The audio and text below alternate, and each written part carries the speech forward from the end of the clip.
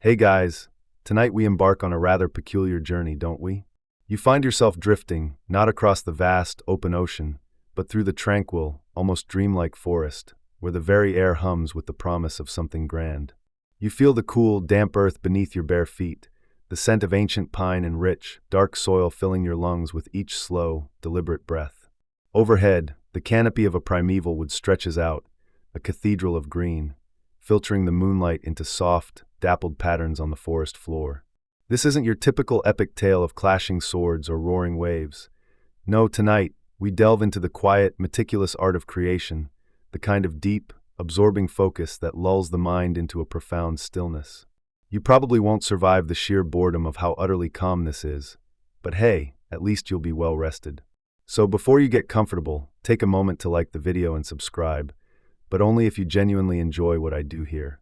Let me know where you're listening from and what time it is for you right now down in the comments. Now dim the lights, maybe turn on a fan for that soft background hum, and let's ease into tonight's journey together. You close your eyes and the world shifts. The distant hum of your fan transforms into the rustle of leaves, the gentle creak of old branches swaying in a breeze that whispers secrets centuries old. You are standing on the edge of a vast, ancient forest, a place untouched by the impatient clamor of the modern world. Here, time moves differently, measured not in minutes or hours, but in the slow, deliberate growth of mighty trees. This is where the dream of the longship truly begins, not on the churning sea, but in the quiet, breathing heart of the forest. You're not here to conquer, or even to explore, not yet. You are here to listen. The air is cool, carrying the earthy scent of damp moss and the sharp, resinous tang of pine. You feel a profound sense of peace settling over you, a quiet reverence for the towering giants that surround you. These aren't just trees, they are the raw, living material for something magnificent, something that will dance upon the waves, carrying dreams and destinies. But before any axe is lifted, before any plank is shaped, there is this moment of calm, of awakening to the sheer scale of the task ahead. It's a task that demands not just strength, but an almost meditative patience, a deep understanding of wood, water, and wind. It's the ultimate anti-anxiety project, really, because who has time to worry about tomorrow's emails when you're contemplating the spiritual essence of an oak tree? You breathe in deeply, and with each inhalation, you feel the tension in your shoulders ease, your thoughts, once racing, begin to slow.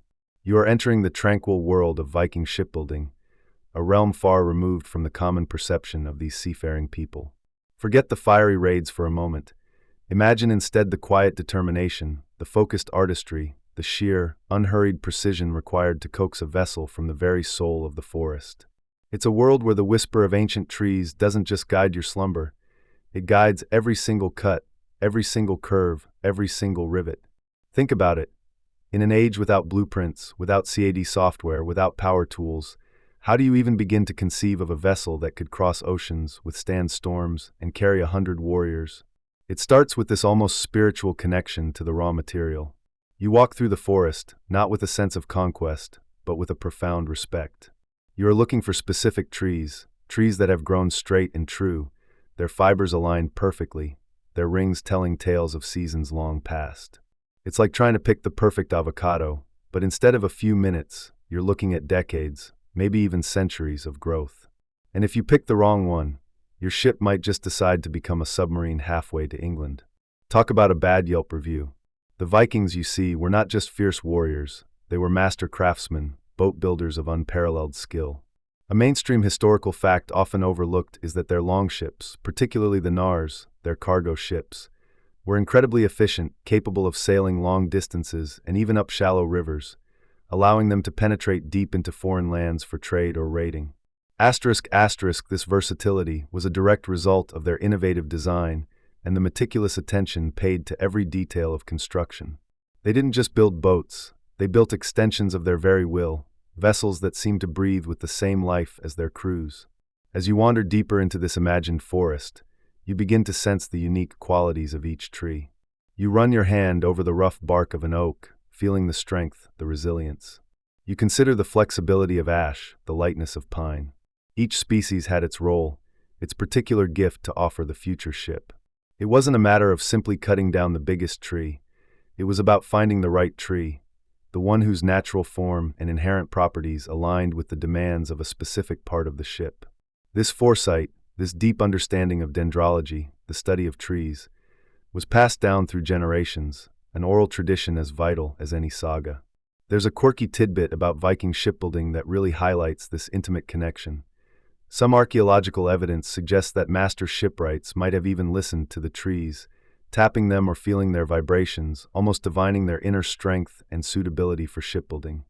While this might sound a bit mystical to our modern, data-driven minds, it speaks volumes about the intuitive, almost spiritual bond these craftsmen had with their materials. It was less about brute force and more about a gentle coaxing, a partnership with nature.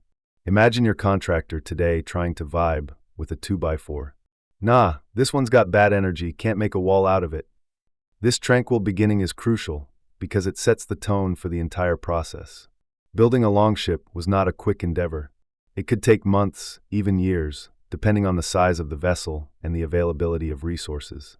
Every step, from the felling of the timber to the final ornamentation, required immense patience, skill, and a collective effort from the community. It wasn't just a job, it was a way of life, a fundamental part of their identity. As you stand here, enveloped by the ancient wood, you might ponder a question that still intrigues scholars today. Historians still argue whether the exact dimensions and proportions of Viking longships were based on empirical trial and error over centuries, or if there was a more formalized, almost secret, system of mathematical ratios passed down through master shipwrights. Was it pure intuition or a hidden geometry? The answer likely lies somewhere in between, a blend of accumulated wisdom and an innate artistic sense. What is clear is that their methods produced vessels of extraordinary grace and functionality, ships that were both works of art and formidable tools. You feel a soft breeze rustle through the leaves above you, a sound like a gentle sigh. It's the forest itself, preparing to offer its bounty. You're not just building a ship, you are transforming a living entity, giving it a new purpose, a new journey. The longship, from its very inception in the heart of the forest, was imbued with the spirit of the trees, a vessel born of patience, skill, and an enduring respect for the natural world. This profound connection, this quiet beginning, is what will carry you through the sleep-inducing details of its construction. It's a journey that calms the mind, one plank, one rivet, one whispered secret at a time. The dream of the longship has awakened, and with it, the promise of a deep, untroubled slumber. You drift further now, from the vast, open sea of your initial dreams, deeper into the hush of an ancient forest. Imagine the cool, damp earth beneath your bare feet, the air thick with the scent of pine needles and rich, dark soil. This isn't just any forest. It's a cathedral of timber, a living, breathing hardware store for the discerning Viking shipwright. And here, the first, most fundamental secret of the longship begins to unfurl. The patient, almost reverent art of timber selection. It wasn't a matter of simply walking in with an axe and saying, "Oh, that one looks nice." No, dear sleeper, that would be like trying to bake a gourmet cake by just throwing flour and eggs at the wall. The Vikings understood, with an intuitive wisdom that predated modern material science by a millennium, that every tree held a story within its rings, a unique character, a specific strength or flexibility. They weren't just looking for wood, they were looking for the right wood, for the right purpose, within the very fabric of the forest itself. Picture yourself, walking alongside a grizzled, quiet shipwright. He doesn't rush. His eyes aren't darting about, they're seeing. He moves with a deliberate slowness, perhaps tapping a trunk here, running a hand over bark there, listening to the subtle creaks and groans of the canopy overhead. It's like he's conducting a very slow, very leafy job interview, seeking out the perfect candidates for a job that demands absolute perfection. You might almost expect him to murmur, "So tell me, Mr. Oak, what are your long-term career aspirations? Do you see yourself as a keel, perhaps?" The primary choice, of course, was oak. Majestic, unyielding oak. Specifically, species like the English or Cecil oak, Quercus robur or Quercus patria, were highly prized throughout northern Europe.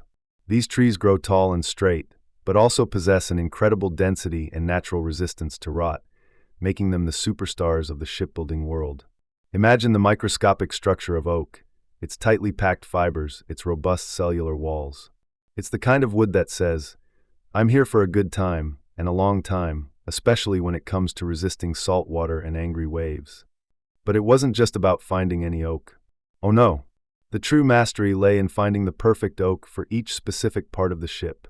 For the keel, that foundational backbone we'll discuss later, They needed a tree that was not only strong but possessed a particular natural curvature at its base, where the trunk met the roots. This root-end curvature, often found in trees growing on slopes or rocky ground, meant that the keel could be carved from a single piece of wood, following the natural grain of the tree. This avoided cutting across the grain, which would introduce weak points. It's the difference between trying to bend a straight twig versus finding a naturally curved branch. One is far more resilient. Think of it. Instead of sawing out a curve from a straight piece of timber, thereby severing countless long, strong fibers, they would patiently seek out a tree that had grown that curve. This was an incredible feat of observation and foresight. They were essentially pre-ordering custom parts directly from Mother Nature's catalog. And unlike today, where you just tick a box for extra curvy oak, they had to spend days, weeks, even months scouting. It was a slow-motion treasure hunt, with the greatest treasures being the most gnarled, oddly shaped, yet perfectly suited trees. Then there were the other woods. While oak was the undisputed champion for the main hull, other trees played crucial supporting roles. Ash, for instance, with its remarkable flexibility and toughness, was ideal for oars. Imagine the countless hours spent searching for the perfect young ash, one with a straight, knot-free grain that would bend under the strain of rowing without snapping.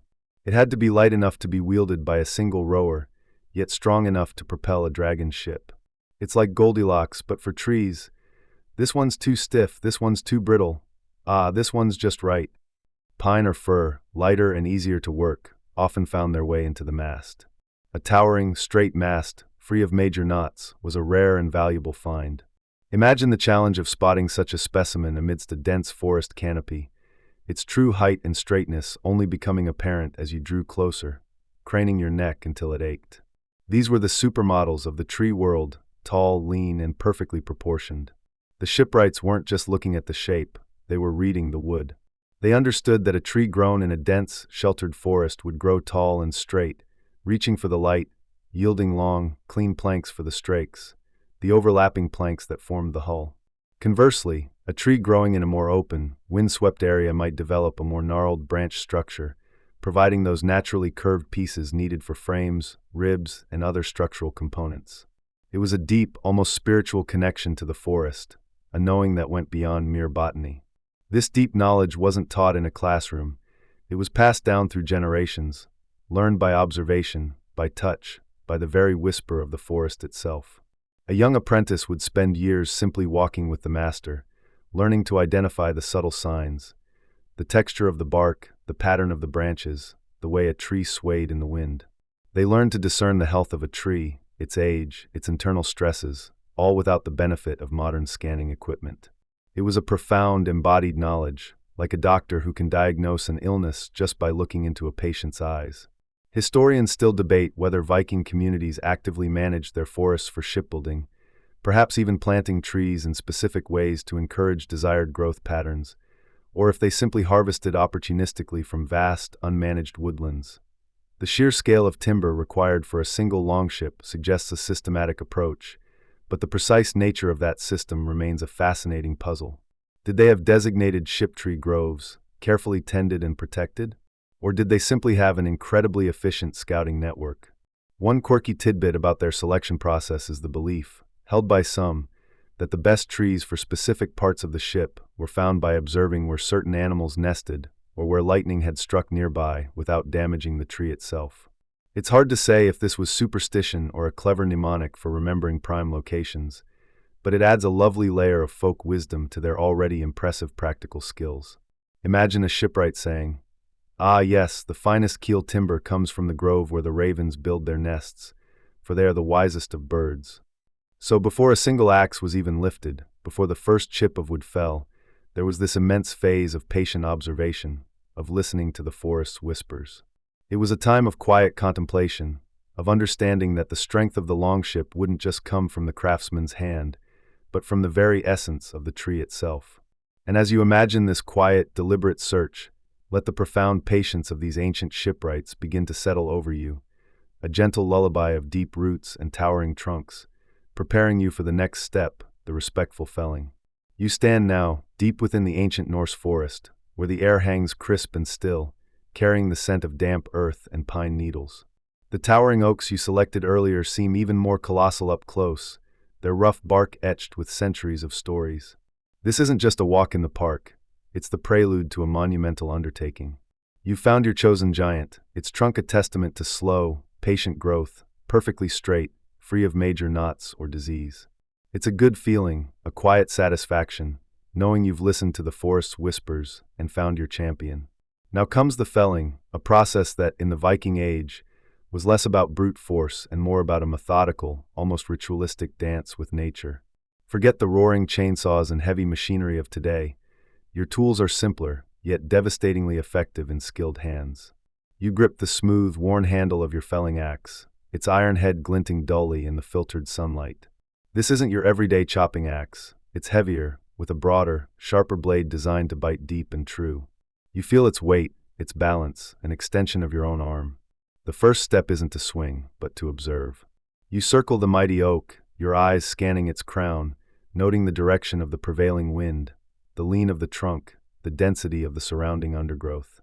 You're looking for the path of least resistance, the safest direction for this arboreal behemoth to fall. It's like a slow-motion game of Jenga, but with vastly higher stakes and a lot more splinters. Imagine trying to explain risk assessment to a Viking shipwright. Yes, Bjorn, if it falls on your hut, your roof is going to have a bad day. They understood the concept intuitively. Once the fall direction is decided, you begin to clear the ground around the base of the tree. Twigs, small saplings, loose stones, anything that could impede your swing or cause a misstep must go. It's a surprisingly meticulous task, ensuring a clear, stable footing. You want to be able to move freely, to shift your weight with each powerful stroke. This isn't just about efficiency, it's about safety. A slip, a twisted ankle, and your shipbuilding project hits a major snag. Plus, nobody wants to be the guy who tripped over a rogue branch and ended up with an axe in his foot. That's a story you definitely don't want told around the longhouse fire. Now the actual cutting begins. You start with the notch, or undercut, on the side of the tree facing the intended direction of the fall. This is a V-shaped cut, designed to guide the tree as it topples. You swing your axe with a powerful, rhythmic motion, the sharp iron biting deep into the oak's ancient wood. Thwack! A shower of pale, fragrant chips flies, smelling of fresh sap and earth. Thwack! Again and again, each stroke precise, aimed to remove a clean wedge of timber. You feel the vibrations travel up the handle, through your arms, a direct connection to the living heart of the tree. It's a full-body workout, a testament to the sheer physical strength and endurance of these ancient craftsmen. Modern lumberjacks with their chainsaws would probably look at this and say, "That's cute, but my coffee break is coming up." As you work, you notice the subtle shift in the wood grain, the way the axe head sometimes glances off a particularly hard knot. This isn't mindless hacking, it's a conversation with the tree and negotiation. You're feeling its resistance, understanding its internal structure with each strike. The notch deepens, reaching perhaps a third of the way into the trunk. This meticulous cutting of the notch is a mainstream historical fact. It was a fundamental technique for controlling the fall of large trees for centuries, well before the Viking Age, and perfected by them for shipbuilding. Once the notch is complete, you move to the opposite side of the tree. This is where the back cut begins, the final, decisive series of blows that will bring the giant down. You stand carefully, positioning yourself to swing with maximum power and safety. The rhythm resumes, asterisk thwack, thwack, thwack, asterisk. The sound echoes through the quiet forest, a steady cadence that speaks of purpose and dedication. Chips fly again, but these are different, signaling the tree's impending surrender. As the back cut deepens, you start to hear it, a subtle creak, a groan from the very core of the oak.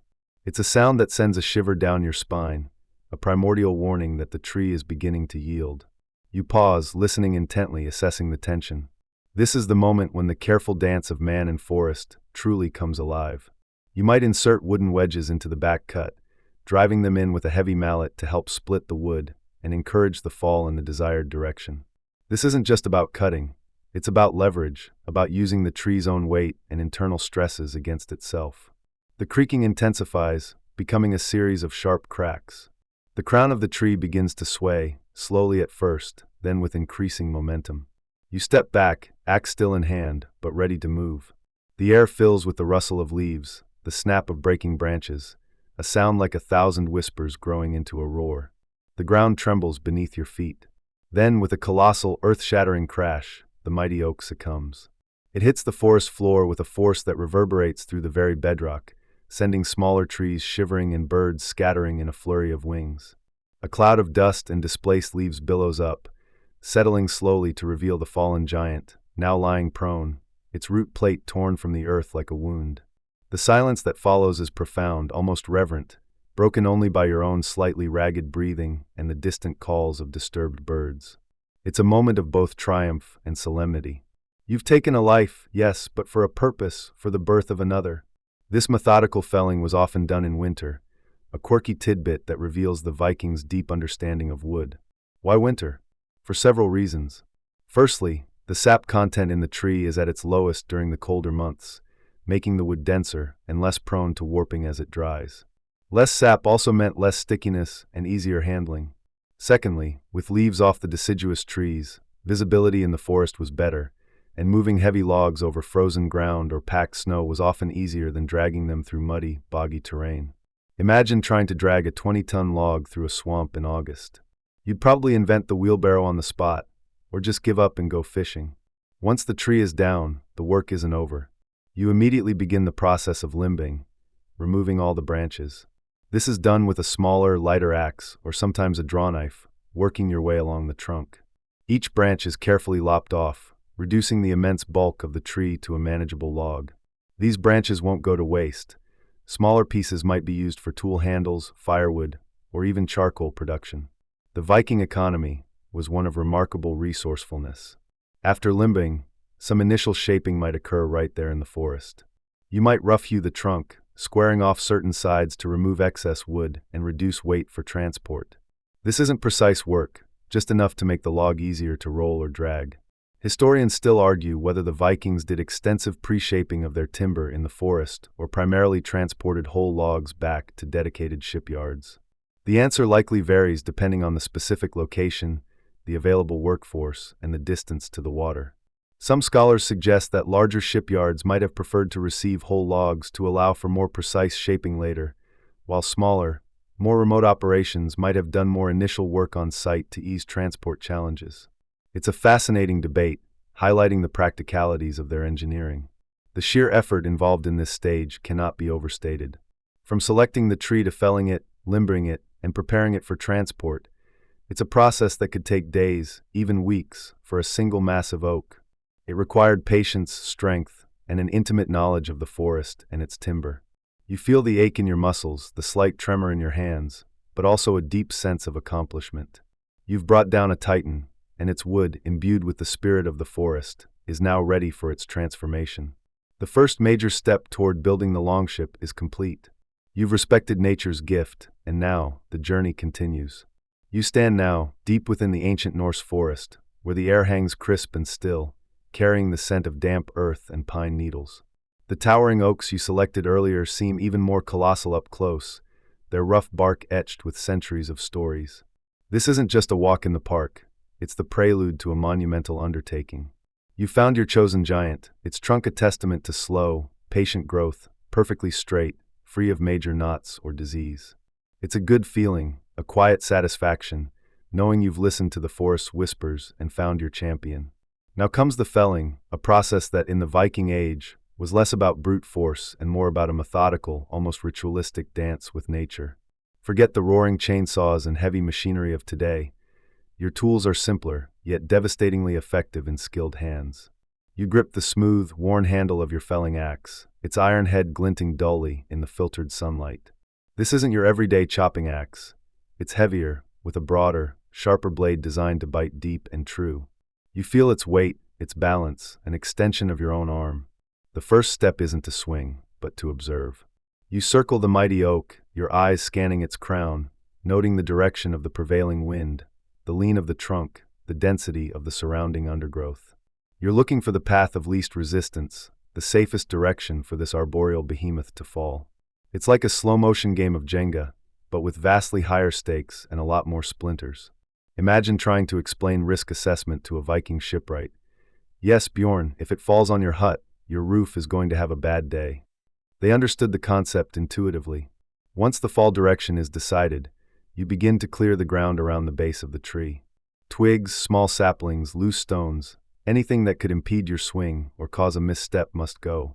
It's a surprisingly meticulous task, ensuring a clear, stable footing. You want to be able to move freely, to shift your weight with each powerful stroke. This isn't just about efficiency, it's about safety. A slip, a twisted ankle, and your shipbuilding project hits a major snag. Plus, nobody wants to be the guy who tripped over a rogue branch and ended up with an axe in his foot. That's a story you definitely don't want told around the longhouse fire. Now, the actual cutting begins. You start with the notch, or undercut, on the side of the tree facing the intended direction of the fall. This is a V-shaped cut, designed to guide the tree as it topples. You swing your axe with a powerful, rhythmic motion, the sharp iron biting deep into the oak's ancient wood. Thwack! A shower of pale, fragrant chips flies, smelling of fresh sap and earth. Thwack! Again and again, each stroke precise, aimed to remove a clean wedge of timber. You feel the vibrations travel up the handle, through your arms, a direct connection to the living heart of the tree. It's a full-body workout, a testament to the sheer physical strength and endurance of these ancient craftsmen. Modern lumberjacks with their chainsaws would probably look at this and say, "That's cute, but my coffee break is coming up." As you work, you notice the subtle shift in the wood grain, the way the axe head sometimes glances off a particularly hard knot.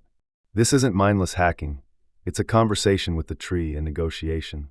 You're feeling its resistance, understanding its internal structure with each strike. The notch deepens, reaching perhaps a third of the way into the trunk. This meticulous cutting of the notch is a mainstream historical fact. It was a fundamental technique for controlling the fall of large trees for centuries, well before the Viking Age, and perfected by them for shipbuilding. Once the notch is complete, you move to the opposite side of the tree. This is where the back cut begins, the final, decisive series of blows that will bring the giant down. You stand carefully, positioning yourself to swing with maximum power and safety. The rhythm resumes, asterisk thwack. Thwack! Thwack! Asterisk the sound echoes through the quiet forest, a steady cadence that speaks of purpose and dedication. Chips fly again, but these are different, signaling the tree's impending surrender. As the back cut deepens, you start to hear it, a subtle creak, a groan from the very core of the oak. It's a sound that sends a shiver down your spine, a primordial warning that the tree is beginning to yield. You pause, listening intently, assessing the tension. This is the moment when the careful dance of man and forest truly comes alive. You might insert wooden wedges into the back cut, driving them in with a heavy mallet to help split the wood and encourage the fall in the desired direction. This isn't just about cutting, it's about leverage, about using the tree's own weight and internal stresses against itself. The creaking intensifies, becoming a series of sharp cracks. The crown of the tree begins to sway, slowly at first, then with increasing momentum. You step back, axe still in hand, but ready to move. The air fills with the rustle of leaves, the snap of breaking branches, a sound like 1,000 whispers growing into a roar. The ground trembles beneath your feet. Then, with a colossal, earth-shattering crash, the mighty oak succumbs. It hits the forest floor with a force that reverberates through the very bedrock, sending smaller trees shivering and birds scattering in a flurry of wings.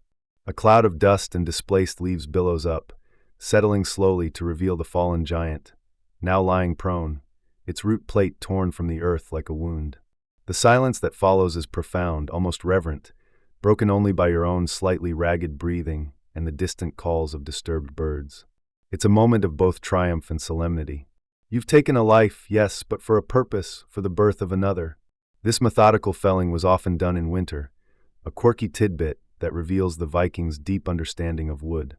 Why winter? For several reasons. Firstly, the sap content in the tree is at its lowest during the colder months, making the wood denser and less prone to warping as it dries. Less sap also meant less stickiness and easier handling.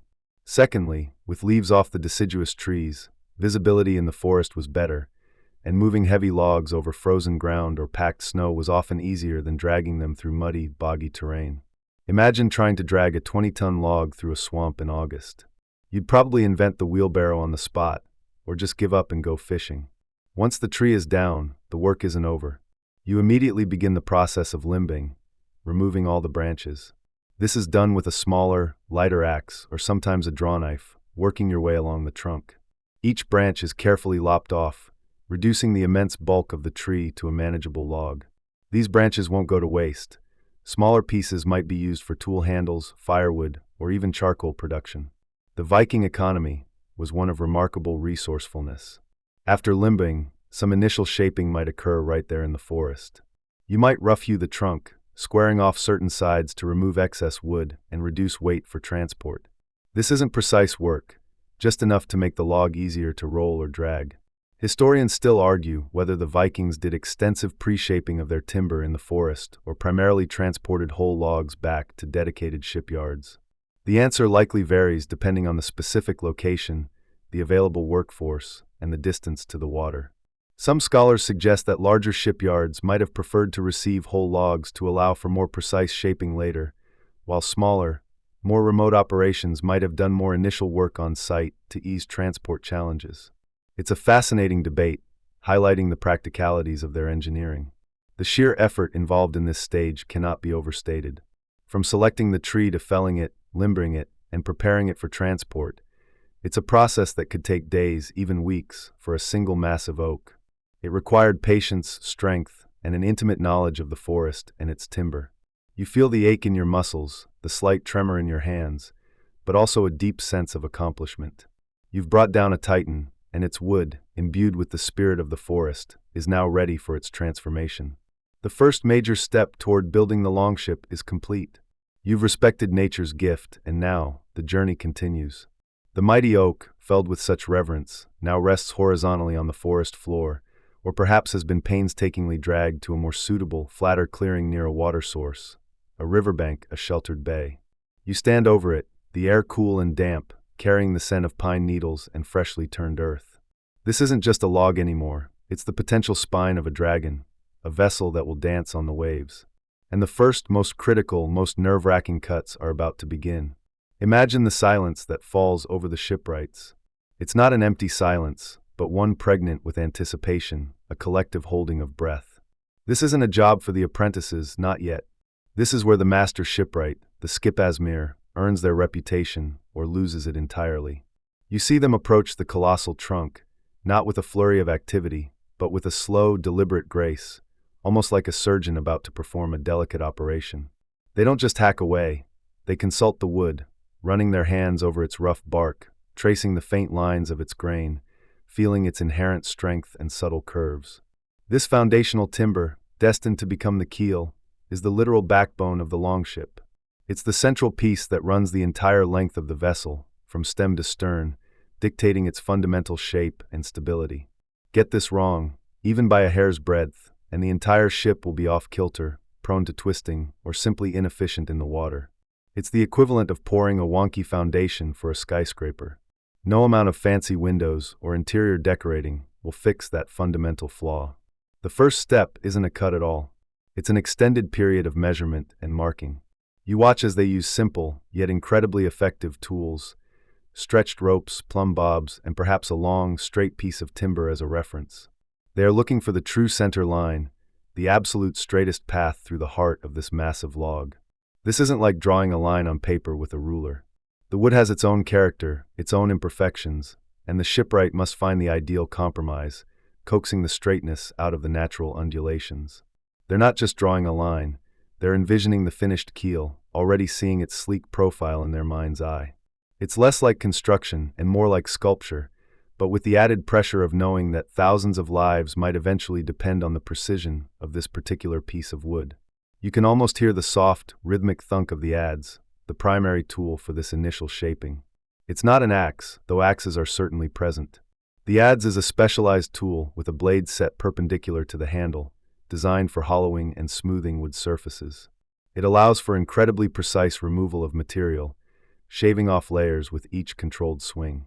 Imagine the shipwright standing over the log, their body swaying in a practiced rhythm, the adze biting into the wood, sending fragrant curls of oak dust spiraling into the air.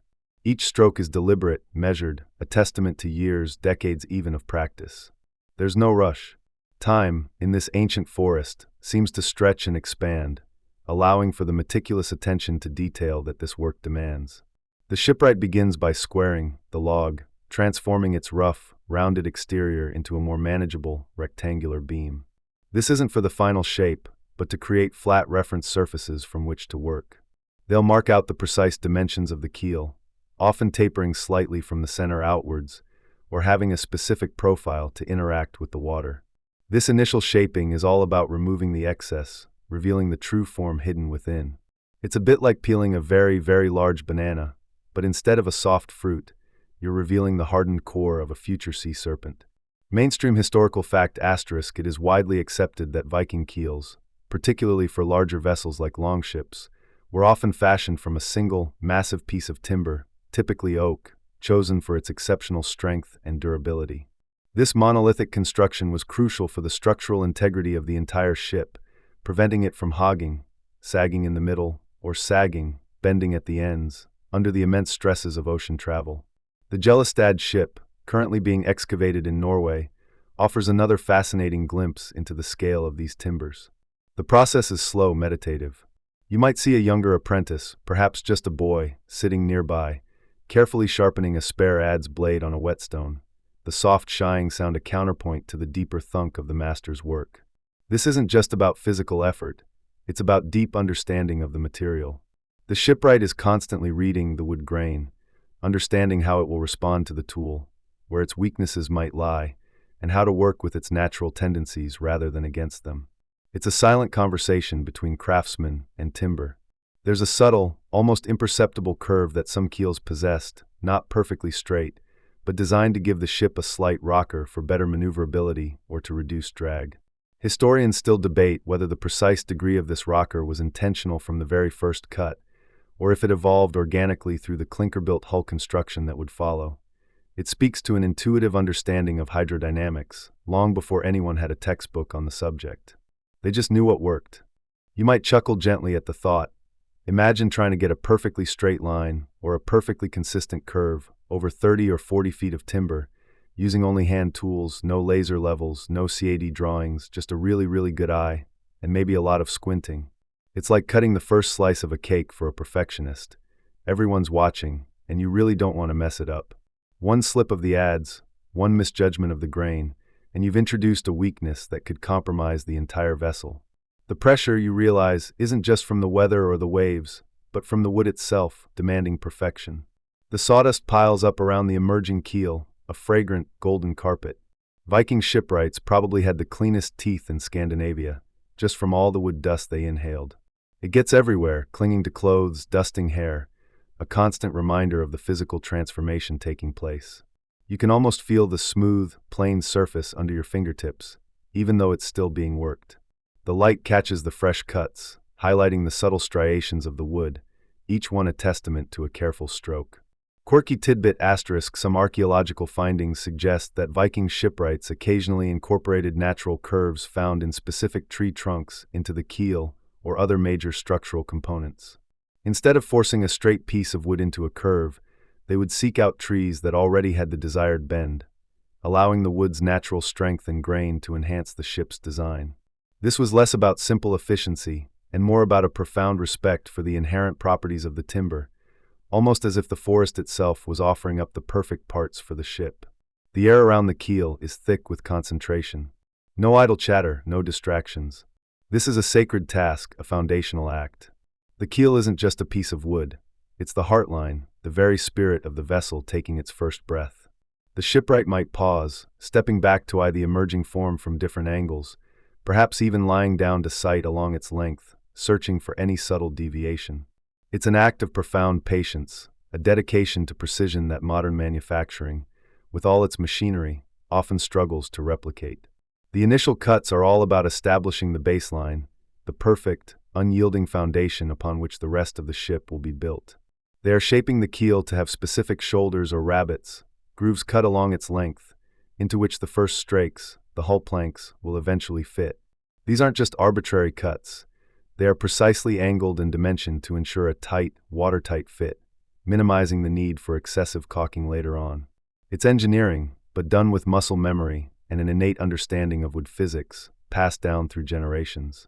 You can almost feel the slight vibration through the ground as the adze strikes, a deep, satisfying resonance. This isn't just work, it's a performance, a dance between human skill and raw material. For people who supposedly just raided and pillaged, they were surprisingly good at geometry and even better at patience. Imagine explaining this job to your modern HR department. So, my role involves staring intently at a log for several days, then very, very slowly shaving bits off it with a giant hand tool. Benefits include fresh air and copious amounts of sawdust. As the sun begins to dip lower, painting the forest in long, golden shadows, the keel starts to truly emerge. It's no longer just a log. It's a long, elegant, precisely shaped beam. Its surface is smooth under the shipwright's careful inspection. The initial cuts are complete, the spine is laid bare, ready for the next stage of its transformation. The quiet hum of the forest settles around you, a gentle lullaby as the first, most crucial steps of the Longship's journey are now complete. Rest easy now, knowing that this foundation is true. You stand now before the magnificent length of timber, the one chosen with such profound care, the one that will become the keel. If the forest was the womb, and the felling the birth, then this stage, the crafting of the keel, is the moment the heart truly begins to beat. You've seen the rough cuts, the initial shaping that hinted at its destiny. But now the true artistry unfolds, a symphony of wood and steel that requires more than just strength. It demands a surgeon's precision, a sculptor's eye, and a monk's patience. Imagine the air around you, thick with the scent of freshly cut oak, a rich, earthy perfume that clings to your nostrils, promising strength and longevity. The sun, when it breaks through the canopy, dances on the exposed grain, highlighting the intricate patterns within the wood, the growth rings, the knots, the subtle shifts in color. This isn't just a piece of wood anymore. It's the nascent spine of a dragon, waiting to be awakened. The keel, my friends, is not merely the bottommost beam of the ship. Oh no, that would be far too simple for our masterful Viking shipwrights. It is the very foundation, the central nervous system, the unyielding backbone that dictates the entire vessel's form, its stability, and ultimately its fate. Think of it like this. If you're building a towering castle, you don't just plop the first stone down wherever. You painstakingly prepare the ground, lay the deepest, most critical foundation with absolute certainty. The keel is that foundation for the longship. Get this wrong, even by a hair's breadth, and you might as well be building a very expensive, very elaborate, and very enthusiastic bathtub.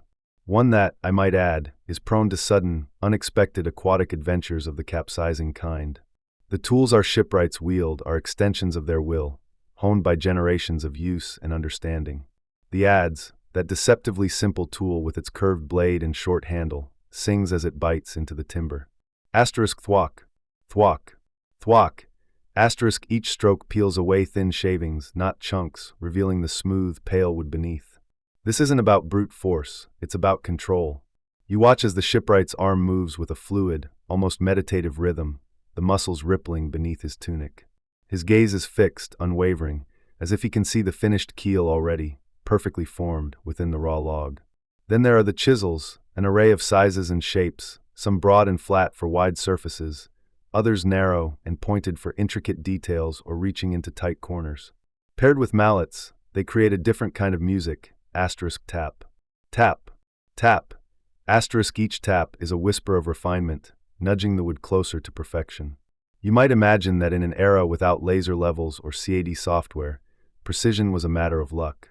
But you'd be delightfully, wonderfully wrong. These shipwrights possessed an intuitive geometry, a deep-seated understanding of form and function that modern engineers would envy. A mainstream historical fact for you. The keel was absolutely paramount in clinker-built ships like the Longship because it served as the primary structural member to which all the overlapping strakes, planks, were fastened. Its strength and straightness were non-negotiable for the integrity of the entire hull, distributing stresses and resisting the immense forces of the sea. It was quite literally the line that everything else followed. Consider the complexity of the shape. A Viking keel wasn't just a flat beam. Far from it. Often, particularly in the later, more refined longships, the keel would have a subtle, almost imperceptible curve, known as a rocker. This isn't just for aesthetics, it's a hydrodynamic marvel. This gentle curve allowed the longship to pivot more easily in the water, enhancing its legendary maneuverability. It meant the ship could turn on a dime, a crucial advantage in both exploration and, yes, those slightly less soothing activities involving axes and helmets. Carving this precise, subtle curve into a massive piece of oak, ensuring it was symmetrical and true, required a master's touch. It wasn't just about making it straight, it was about making it perfectly curved.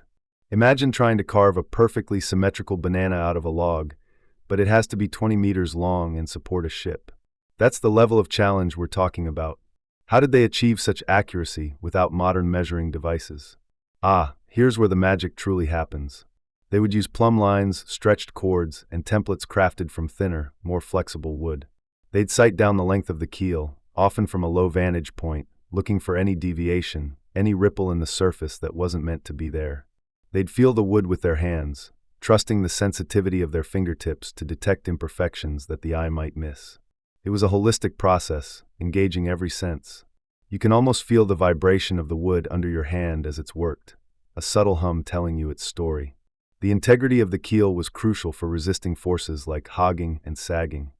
Hogging occurs when the ends of the ship droop relative to the middle, often due to heavy loads at the bow and stern or wave action lifting the middle. Sagging is the opposite, where the middle droops relative to the ends, typically when the ship is supported at the bow and stern, like when resting on a slipway or being lifted by waves at its ends.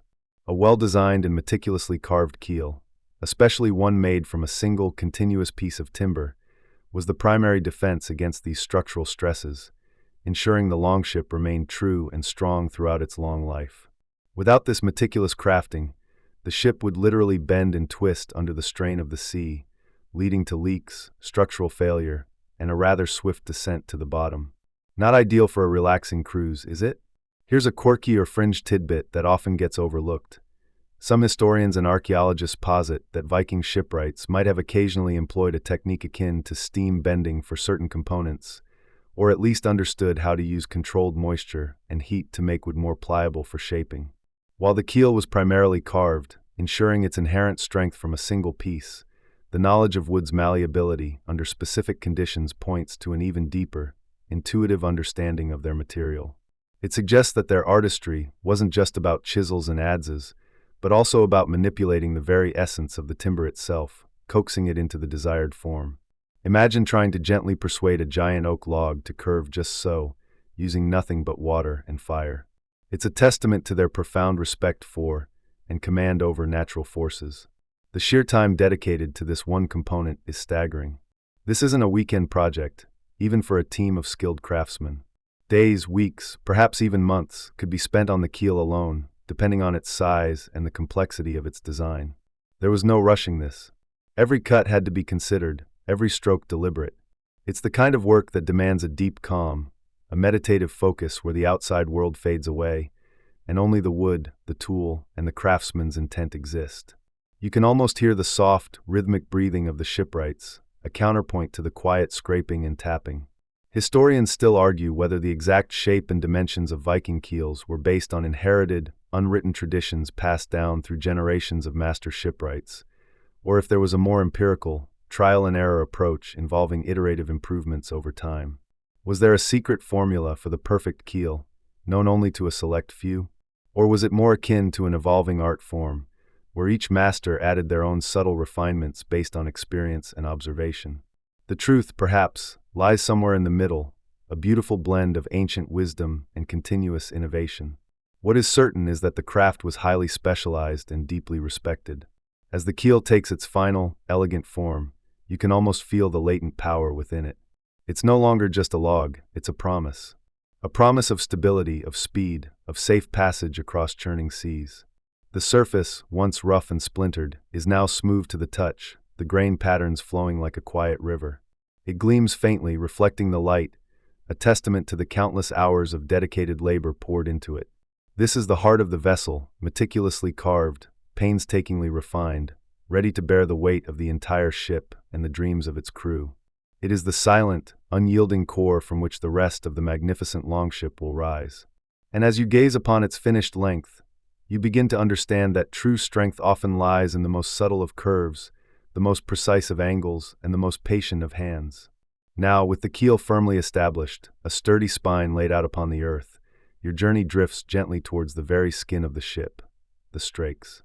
Imagine them, these long, thin planks, carefully selected and shaped, waiting for their turn to embrace the emerging form. You see the master shipwright, his eyes already tracing lines in the air, lines that will soon become the graceful, sweeping curves of the hull.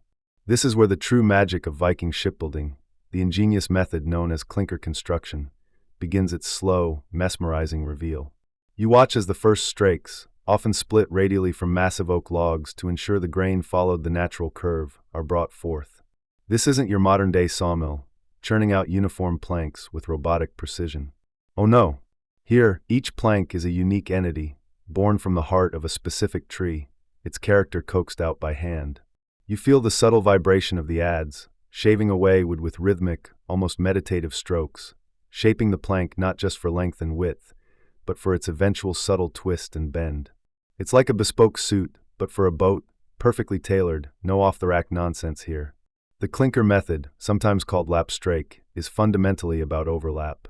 Instead of planks meeting edge to edge in a smooth, flush surface like modern carvel construction, each plank here overlaps the one below it, like scales on a dragon's back, or perhaps more accurately, like very neat, very long shingles on a roof.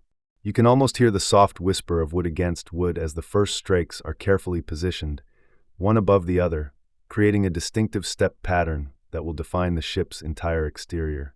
This isn't just for aesthetics, though it certainly lends a powerful, organic beauty to the vessel. No, this is about pure, unadulterated engineering brilliance. Imagine yourself standing beside the emerging hull. You reach out, tracing the line where one plank, say the garboard strake closest to the keel, rises slightly above the next. It's a subtle yet profound design choice that grants the Longship its legendary flexibility. Think of it. When a rigid edge-to-edge hull hits a wave, it must absorb the shock directly, often leading to cracking or splitting under extreme pressure. But with clinker, the overlapping planks allow for a slight, almost imperceptible give. They flex, they breathe, they move with the water, rather than fighting against it. It's like the difference between trying to break a single, stiff board versus bending a stack of thin, flexible ones. The stack bends, the board snaps. This ship bends. You might wonder how they achieved such precise overlaps. It wasn't a matter of simply nailing them together willy-nilly. Each strake had to be carefully cut, planed, and then often heated with steam, or even carefully singed over a fire to make it pliable enough to bend into the desired curve. You can almost smell the faint scent of damp, warm wood as the shipwrights coaxed these stubborn planks into submission. It required an immense amount of patience, a deep understanding of wood's inherent properties, and probably a few deep breaths when a particularly recalcitrant plank refused to cooperate. It must have been a bit like trying to get a group of teenagers to all agree on a single movie, a lot of persuasion, a bit of heat, and eventually grudging conformity. The joining of these overlapping planks was a meticulous process. While the next section will delve into the rivets, it's important to understand how they were used here. Each overlap wasn't just nailed, it was often joined with iron rivets, driven through both planks and then peened, hammered flat, on the other side, creating an incredibly strong, yet still slightly elastic bond. Imagine the quiet, rhythmic clink-clink-clink of hammers on iron, a percussive lullaby accompanying the slow growth of the hull. This method, while seemingly simple, allowed the ship to twist and turn with the unforgiving North Sea waves, acting almost like a living organism rather than a rigid structure. A mainstream historical fact you might find soothing is that the Oseberg ship, a remarkably preserved Viking longship discovered in Norway, showcases exquisite clinker construction. Its delicate, flowing lines and the sheer integrity of its overlapping planks, even after centuries buried in the earth, are a testament to the enduring genius of this shipbuilding technique. You can almost feel the smooth, cool wood beneath your fingertips, imagining the hands that once shaped it with such care. Now for a quirkier tidbit. Before the final caulking, which we'll get to, some shipwrights would even use moss or animal hair mixed with tar or resin as a kind of initial sealant between the overlapping planks. It was a bit like an ancient organic caulk gun, ensuring that the initial fit was as snug as possible.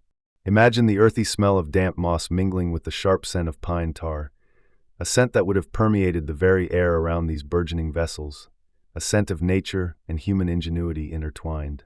It wasn't always perfect, of course. Sometimes, a particularly stubborn plank might have a mind of its own, leading to a minor leak.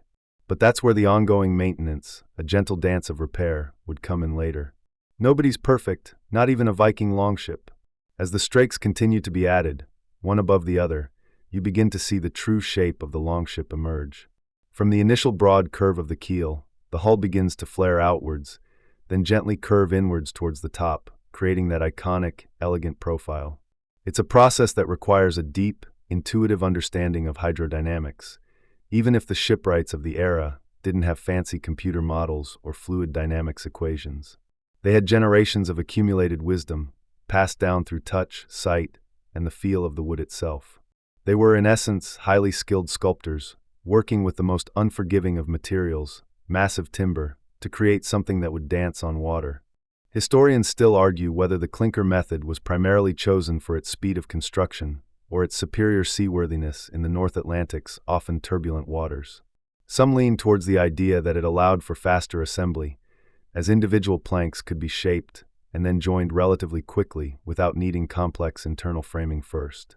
Others champion its inherent flexibility, arguing that it was the only way to build a vessel robust enough to withstand the brutal conditions of open ocean voyages without tearing itself apart.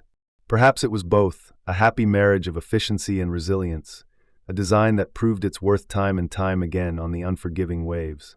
You can almost feel the gentle give of the hull as it takes shape, even now in your mind's eye. This wasn't a rigid, unyielding structure, but one designed to flex and breathe with the sea, absorbing the shock of waves rather than fighting them. It's a testament to the masterful, patient craftsmanship required, not just to cut and shape each piece, but to understand how they would all interact, how the whole would become greater than the sum of its meticulously crafted parts. The very essence of the longship's strength lies in this gentle, overlapping embrace, each plank supporting and being supported by its neighbors, a silent symphony of wood and ingenuity. And as you drift deeper into this understanding, you feel the gentle, rhythmic sway of the ocean, a lullaby of ancient waves. As the graceful curves of the clinker planks begin to embrace one another, you instinctively understand that mere friction won't hold this magnificent beast together. No, for that, you need something far more unyielding, something that whispers of quiet strength and enduring bonds. You need iron. And for iron, you turn your gaze and your senses towards the rhythmic thump-thump hiss emanating from the heart of the shipyard, the blacksmith's forge. The air here is thick with the scent of charcoal and hot metal, a primal perfume that speaks of transformation. You feel the radiating warmth even before you see the glowing embers, a comforting heat that chases away the crisp Nordic chill. This isn't just a workshop, it's a living, breathing entity, fueled by bellows that sigh like sleeping giants and a fire that dances with a mesmerizing, orange glow. The blacksmith, a figure of stoic power, moves with an almost meditative grace, his muscles rippling under the sweat-slicked leather of his apron. He's not just hammering metal, he's coaxing it, persuading it, bending it to his will with a patience that could make a saint envious. Before a single rivet can be forged, there's the matter of the iron itself. You might imagine vast mines, but often, the Vikings relied on a far more accessible, if somewhat more whimsical, source, bog iron. Yes, you heard that right. Not mined from deep within the earth, but harvested from bogs, where iron-rich bacteria had patiently, over centuries, precipitated iron oxides into crumbly, reddish-brown concretions. It's like nature's own slow cooker for metal, patiently brewing up the raw material. Imagine the scene, a Viking, perhaps with a slight sniffle from the damp bog air, digging up these earthy lumps, thinking, "Ah yes, this swampy goodness will soon be a ship that sails the seas." It really puts modern supply chains into perspective, doesn't it? No Amazon Prime for bog iron. Once collected, this bog iron, often mixed with charcoal, would be smelted in simple bloomery furnaces, a process that yielded a spongy mass of iron called a bloom. This bloom then had to be repeatedly heated and hammered, a process called rotting, to consolidate it, remove impurities, and turn it into usable bars of iron. It's a bit like kneading dough, except the dough is molten metal and you're using a very large hammer. Now for the rivets. You watch as the blacksmith selects a slender rod of this carefully wrought iron. With tongs, he places one end into the fiery maw of the forge. The metal, initially dull and dark, soon begins to blush, then glow cherry red, finally reaching a brilliant, almost blinding yellow-white. It's a delicate dance of heat and time, because too hot, and the iron might burn, too cool, and it won't yield. This isn't just about brute force, it's about intuition, experience, and an almost familial understanding of the metal's temperament. He pulls the glowing rod from the fire, the heat shimmering in the air around it. With a practiced swing, the heavy hammer descends. Clang. The sound reverberates through the air, a deep, resonant tone that vibrates in your chest. Again. Clang again. Clang. Each strike is precise, shaping the end of the rod into a perfectly rounded, slightly domed head. He then quenches the hot end, often in a trough of water, sending up a dramatic hiss of steam. The air fills with a momentary, pungent scent of sulfur and wet metal. It's a sensory feast, even if it does make you feel a bit like you're watching a metal-themed cookery show. And for our main course tonight, we have perfectly seared iron, hammered to a delightful crisp. But a rivet isn't just a headed pin. For Viking Longships, it's a rivet and rove system, and the rove is just as crucial. You see the blacksmith, or perhaps his apprentice, diligently shaping small, square or diamond-shaped plates of iron, each with a precisely punched hole in the center. These are the roves, essentially metal washers, but so much more vital than the little plastic ones you get with your flat-pack furniture. These roves are the unsung heroes, the quiet support system for every single rivet. Now comes the meticulous process of installation. Imagine this. You're inside the hull, perhaps crouched uncomfortably, smelling the fresh wood and the faint tang of pine tar. A shipwright, strong and steady, drills a hole through two overlapping strakes, those magnificent clinker planks you learned about earlier. Then, from the outside, another worker, often a young apprentice learning the ropes, pushes the glowing hot, freshly forged rivet through the hole. The head seats snugly against the outer plank. On your side, inside the hull, the pointy end of the rivet protrudes. This is where the rove comes into play. You or another shipwright slide one of those small, iron roves over the rivet's shaft, snugging it tight against the inner plank. Then, with a special tool called a rivet set, or dolly, you hold the rove firmly in place while the person on the outside, using a hammer, carefully peens, or flattens and spreads, the protruding end of the rivet. Tap, tap, tap, thud. Each stroke is controlled, spreading the metal just enough to form a second, mushroomed head on the inside of the rove, locking it in place. This isn't a quick job. Oh no, consider the sheer number. The famous Gokstad ship, for instance, a magnificent example of Viking shipbuilding, used over 30,000 iron rivets. That's 30,000 individual rivets, each needing to be forged, heated, pushed through, roved, and peened. Imagine the quiet, persistent rhythm of that work. The clink of the hammer on the rivet set, the tap of the peening hammer, the soft creak of the wood as the bond tightens. It's a symphony of diligent labor, a hypnotic beat that lulls you into understanding the true scale of this undertaking.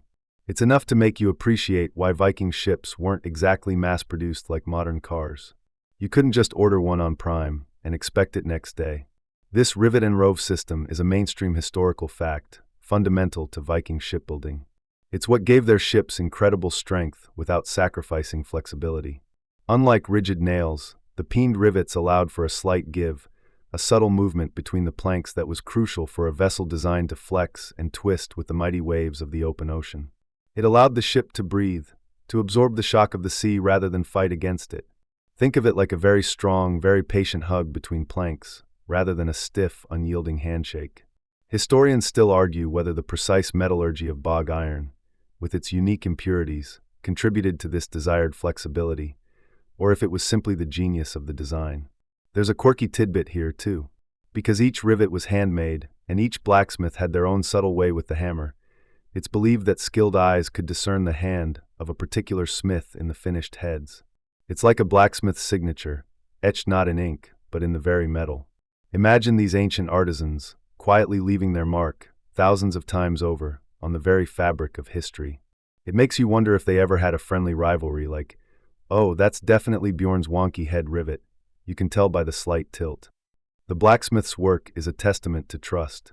Each rivet must be perfectly formed, perfectly driven, and perfectly peened. A weak rivet, a poorly seated rove, or a rivet driven too hard could split the precious planks, undermining days of careful work. So the quiet rhythm you hear is not just the sound of labor, it's the sound of absolute precision, of unwavering dedication to the integrity of the vessel. It's the sound of bonds being forged, not just between wood and iron, but between the shipwrights and the blacksmiths, between the raw materials and the final seaworthy longship. As the last rivet is set, thousands upon thousands of these small, unassuming iron bonds hold the hull together, a testament to the quiet strength of patient craftsmanship.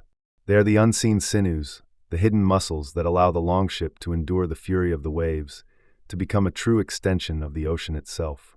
And with each thud of the hammer, each hiss of the quenching water, you feel yourself drifting deeper into the understanding of this ancient craft, and perhaps, just perhaps, a little deeper into the gentle embrace of sleep.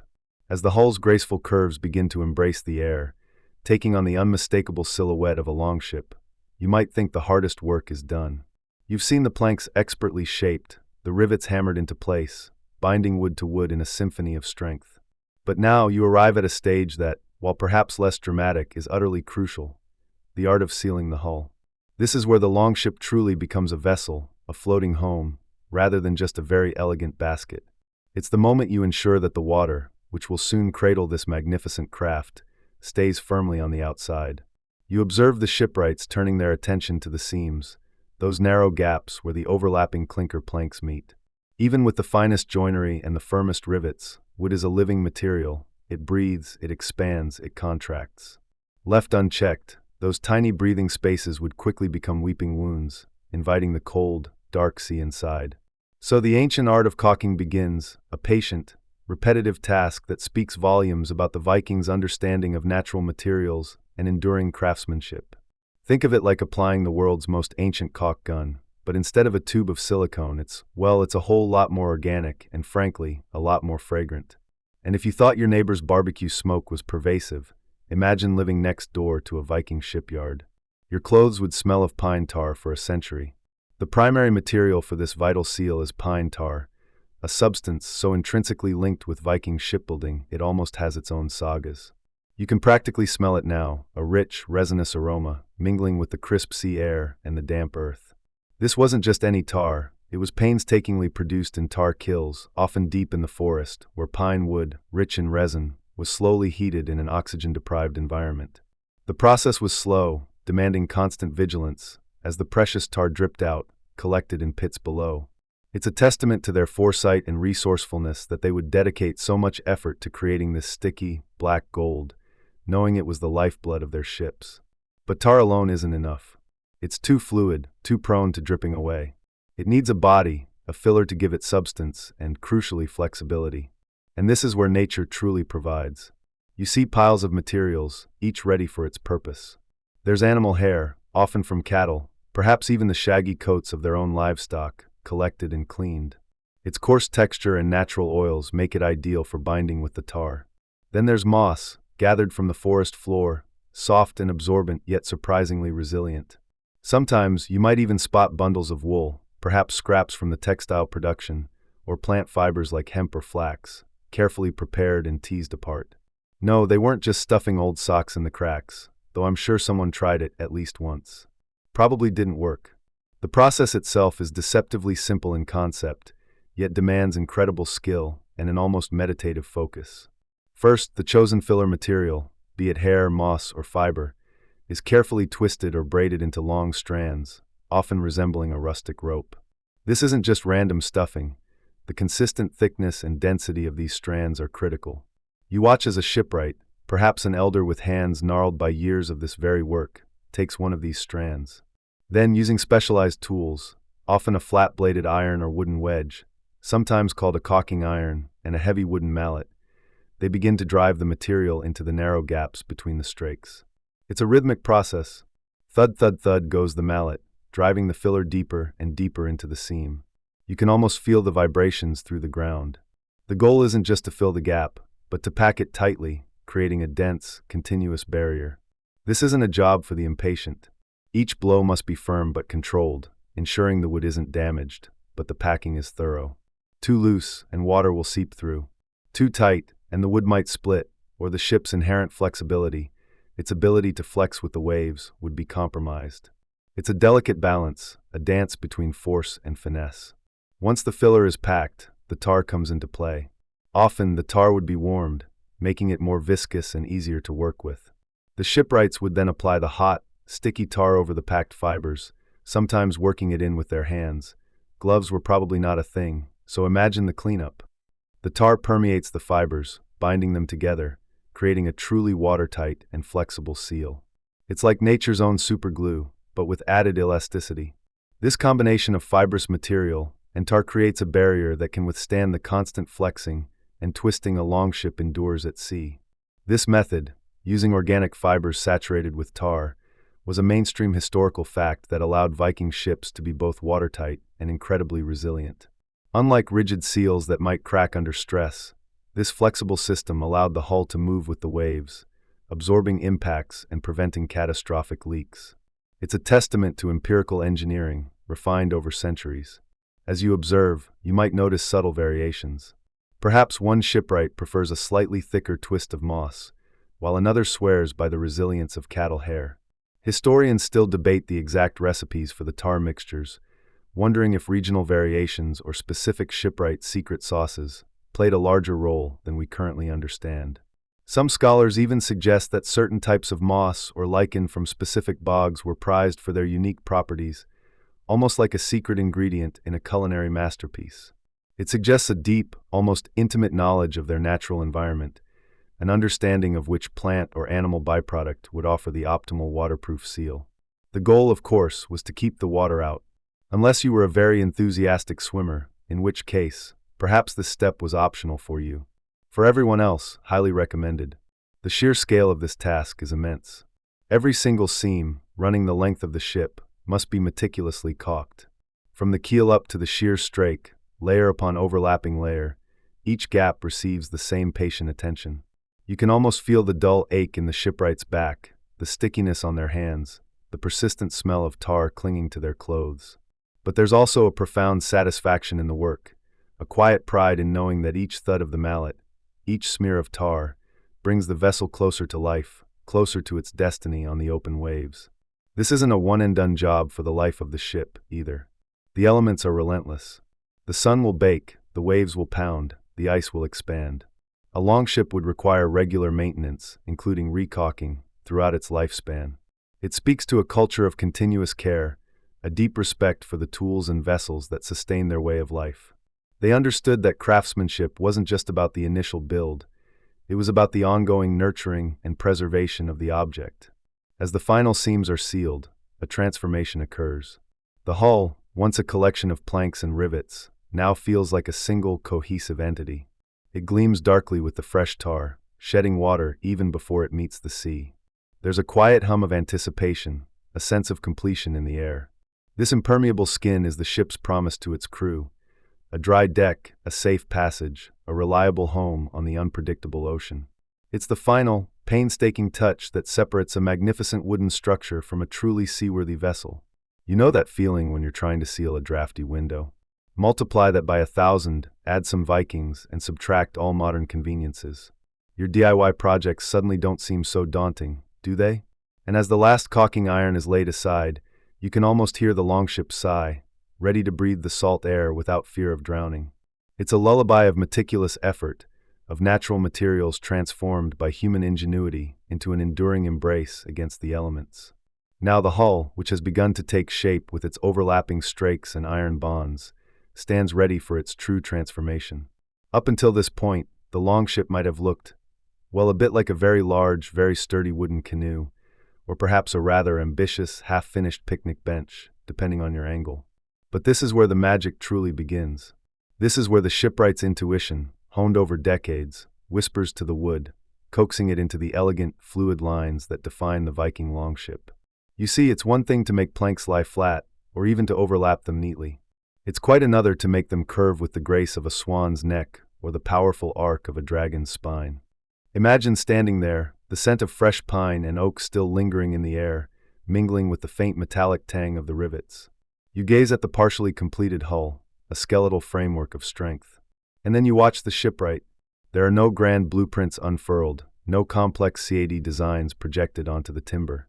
Oh no, this isn't your average modern construction site where every beam is numbered and every angle pre-calculated to the millimeter. If you asked a Viking shipwright for a blueprint, he'd likely just tap his temple with a calloused finger, perhaps offer you a knowing wink, and suggest you focus on the plank in front of you.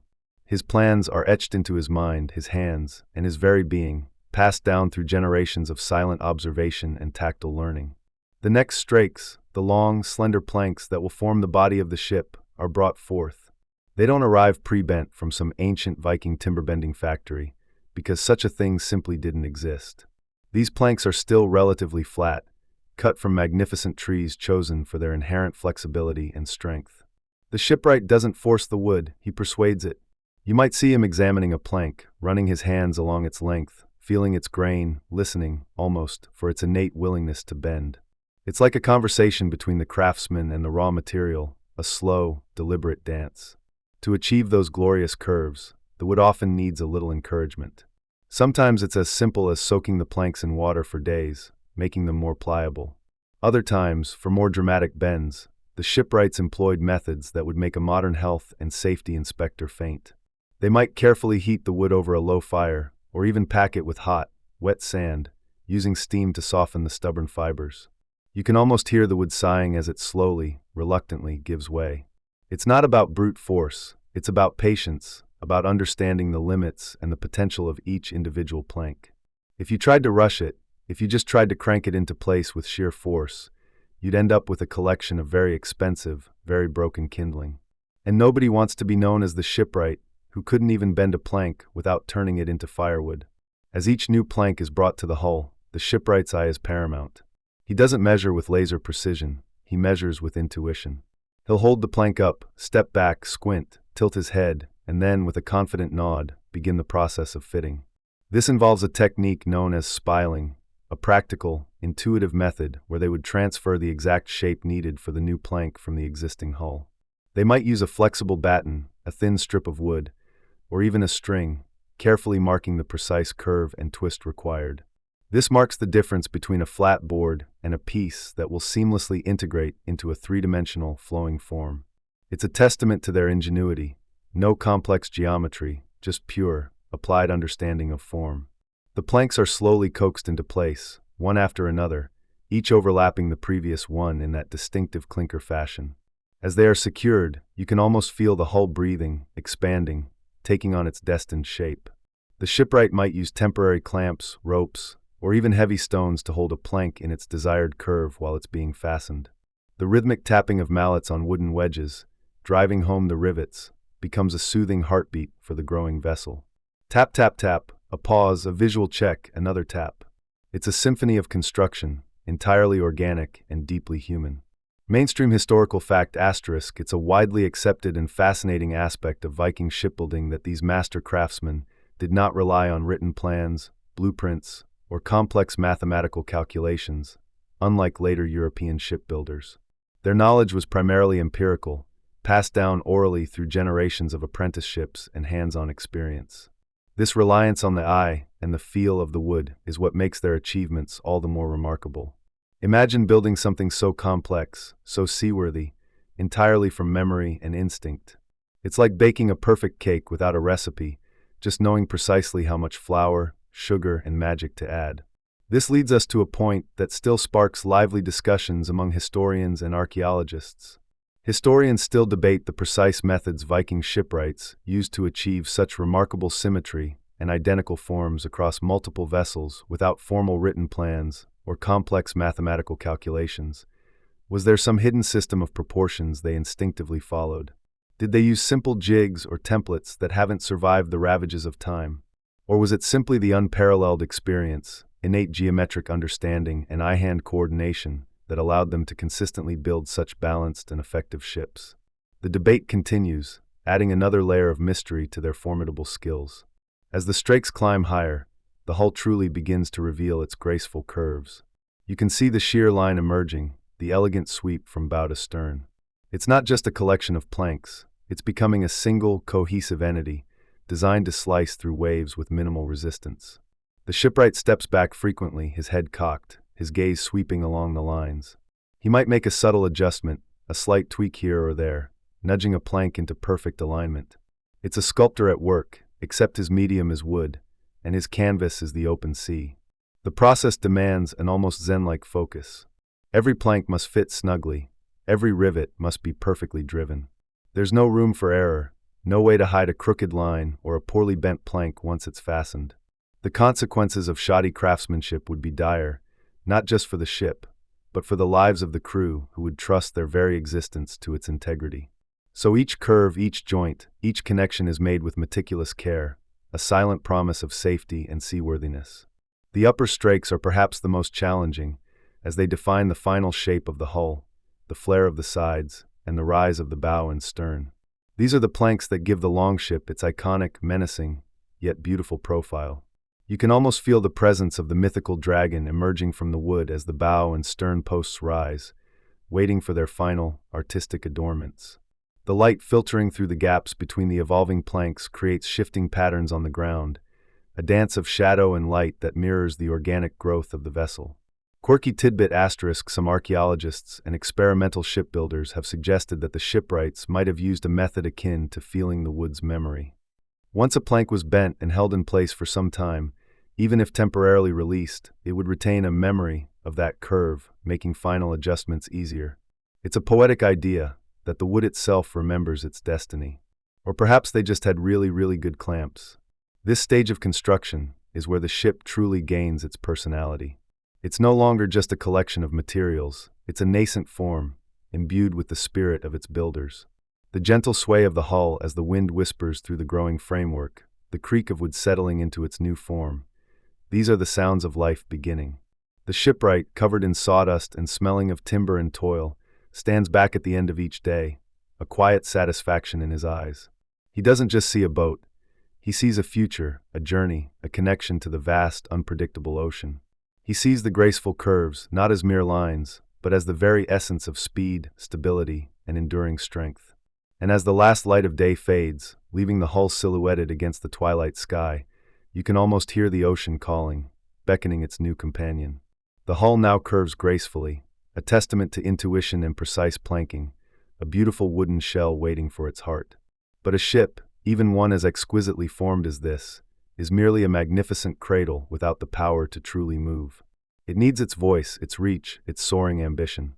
It needs the mast. And so, your gentle journey into Viking craftsmanship continues, as you contemplate the towering mast's careful preparation, ready to harness the wind's mighty breath. You've seen the longship's hull emerge from the earth, a masterpiece of clinker construction. Now, your thoughts drift upward, following the unseen line where the mast will eventually stand, reaching for the sky. This isn't just any pole. This is the very spine of the ship's propulsion system, the literal backbone that will allow the longship to become a true dragon of the waves, not merely a giant, elegant rowboat. The selection of the mast tree is a quest in itself, a testament to the Vikings' boundless patience and their intimate knowledge of the forest. They weren't just looking for a tall tree, they were looking for the tree. Imagine yourself now, not in the bustling shipyard, but deep within the ancient, whispering forest once more. You're not searching for planks this time, but for a single, magnificent specimen. A tree so perfectly straight, so free of knots, so utterly unblemished by the whims of nature, that it seems almost a mythical creature itself. It must be tall, yes, impossibly tall, reaching for the heavens like a silent prayer. But it must also be robust, with a girth that speaks of centuries of steady growth, its fibers aligned in unwavering strength. Pine and spruce were often favored, their lightness combined with impressive resilience, making them ideal candidates for this crucial role. You can almost hear the hushed conversations of the Viking shipwrights as they scout, their eyes scanning the canopy, their experienced hands feeling the bark, assessing the subtle leanings, the hidden imperfections. They're like ancient tree whisperers, discerning the true character of each potential mast. It's a process that would make any modern-day lumberjack, accustomed to clear-cutting and precision machinery, scratch their head and wonder if these Vikings had an unusually high tolerance for disappointment. Oh, this one's got a slight curve at 40 feet? Nope. Next. You can almost hear them sigh. Once the one is identified, the felling process begins anew, but with an even greater degree of reverence and caution than for the hull planks. A damaged mast is a catastrophe waiting to happen at sea. Axes ring out, echoing through the forest, but the blows are measured, deliberate, designed to guide the colossal tree's fall with pinpoint accuracy. You feel the tremor in the ground as it finally succumbs, a magnificent crash that sends birds scattering and leaves a sudden, gaping hole in the forest canopy, letting in a shaft of sunlight where there was once only dappled shade. The air fills with the sharp, invigorating scent of freshly cut resin and damp earth. Transporting such a colossal piece of timber from the depths of the forest back to the shipyard is an epic undertaking in itself. It's not simply a matter of dragging it. This is a precious cargo, destined to be the very lung of the ship. They might use teams of oxen, or even hundreds of men, pulling and levering, slowly, inexorably, inch by painstaking inch, across uneven terrain, over streams, until the magnificent trunk finally lies before the shipwrights. You can almost feel the collective sigh of relief, mingled with the anticipation of the work to come. Now the shaping begins. This isn't just about stripping bark, it's about transforming a raw log into a finely tuned instrument. The mast needs to be tapered, subtly narrowing from its base to its peak, ensuring an optimal balance of strength and flexibility. You hear the rhythmic thunk of adzes, the whisper of planes, as skilled hands meticulously work the wood. They are not merely removing material, they are revealing the mast's true form, coaxing out its inherent strength. The surface must be smooth, almost polished, to minimize friction with the rigging and prevent wear. Imagine running your hand along that newly planed surface, feeling the cool, firm wood, smelling the clean, sweet scent of pine or spruce. This smooth surface was crucial, as it reduced chafe on the ropes and sail, ensuring the longevity of the entire rigging system. But a mast, however perfectly shaped, is useless without a secure foundation. This brings us to the mast step, known in Old Norse as the curling, a fascinating piece of shipbuilding. This is a massive block of wood, often an exceptionally dense piece of oak, specifically carved to cradle the mast's base. It's not just a hole, it's a precisely engineered socket, designed to distribute the immense forces exerted by the mast and sail across the ship's keel and internal structure. You can visualize the deep mortise, or recess, carved into this curling, perfectly shaped to receive the mast's foot, ensuring it sits firmly and immovably. And here's a quirky little tidbit that adds a touch of mystery to the sturdy engineering. Some archaeological findings suggest that offerings were occasionally placed within the mast step before the mast was lowered into place. These might have been small coins, bones, or even precious items, intended as a protective charm, a silent prayer to the sea gods for safe passage and a prosperous journey. It's a subtle blend of practical engineering and deep-seated superstition, a reminder that for the Vikings, their ships were more than mere vessels. They were living entities, imbued with spirit. It makes you wonder what quiet rituals accompanied the clinking of tools and the smell of wood dust. Above the mast step at deck level are the mast partners, robust timbers that brace the mast laterally, preventing it from swaying or shifting. These partners are essentially a strong collar, often made of multiple pieces of wood, carefully fitted around the mast and securely fastened to the ship's ribs and deck beams. They work in tandem with the mast step to ensure the mast remains upright and stable, even in the most tumultuous seas. It's a beautifully simple yet incredibly effective design, relying on the inherent strength of wood and the shipwright's understanding of opposing forces. Now comes the moment of truth, the mast's ascent. This is a communal effort, a grand spectacle of human strength and ingenuity. Imagine the scene. The longship, gleaming and proud, awaits its central pillar. Ropes are prepared, running through carefully placed blocks and pulleys on shore and within the ship itself. Dozens, perhaps even hundreds, of men gather, their muscles tensed, their breath held. With shouts and synchronized pulls, the massive timber is slowly, painstakingly lifted. It's a delicate dance of leverage and brute force. You can feel the tension in the air, the collective strain, as the mast begins its slow, majestic rise. Inch by agonizing inch, it lifts from the ground, swinging gently, until its base aligns with the waiting mast step. Then, with a final concerted effort, it's lowered into its socket with a resounding thud that echoes through the shipyard, a sound of profound satisfaction. The mast stands, tall, proud, unwavering. It's a moment of triumph, a visible manifestation of all the patient labor that has gone into its preparation. The ship, which moments before felt complete, now feels truly alive, its vertical axis established, ready to reach for the wind. Once the mast is stepped, it must be secured with wedges driven into the mast partners, ensuring an absolutely snug fit. Then comes the preparation for the rigging.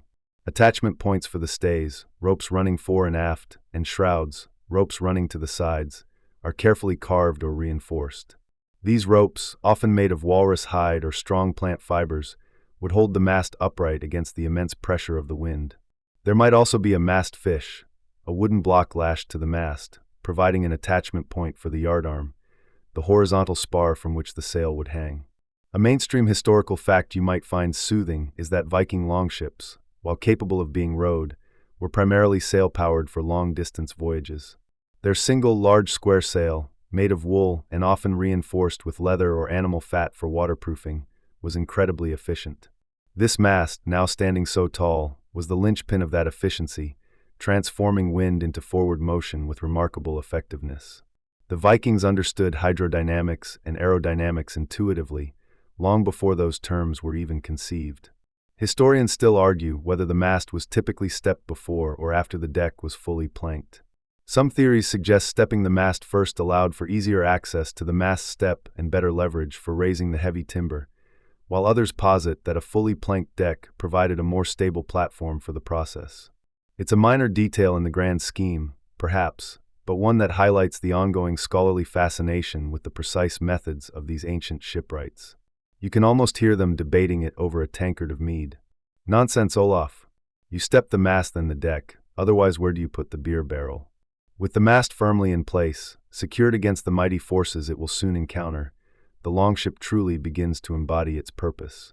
It's no longer just a beautiful hull, it's a potential dragon ship, its head reaching for the clouds, ready to breathe wind and fire across the waves. It's like the ship suddenly grew a magnificent, wooden selfie stick, reaching up to capture the vastness of the sky. This towering timber, crafted with such meticulous care, is the promise of adventure, the silent roar of journeys yet to come. It stands as a powerful testament to the masterful, patient craftsmanship required to build and maintain a Viking longship, a story that continues to lull you deeper into a gentle, restorative slumber. As the hull's graceful curves settle into their final, elegant form, you begin to appreciate the ship not just as a vessel, but as a collection of meticulously crafted components, each an extension of the human hand that shaped it. Now, our tranquil gaze turns to the ship's internal organs of propulsion and direction, the oars and the mighty steering board. These aren't just pieces of wood, they are, in essence, the very muscles and sinews of the longship, allowing it to breathe, to move, to respond to the will of its crew.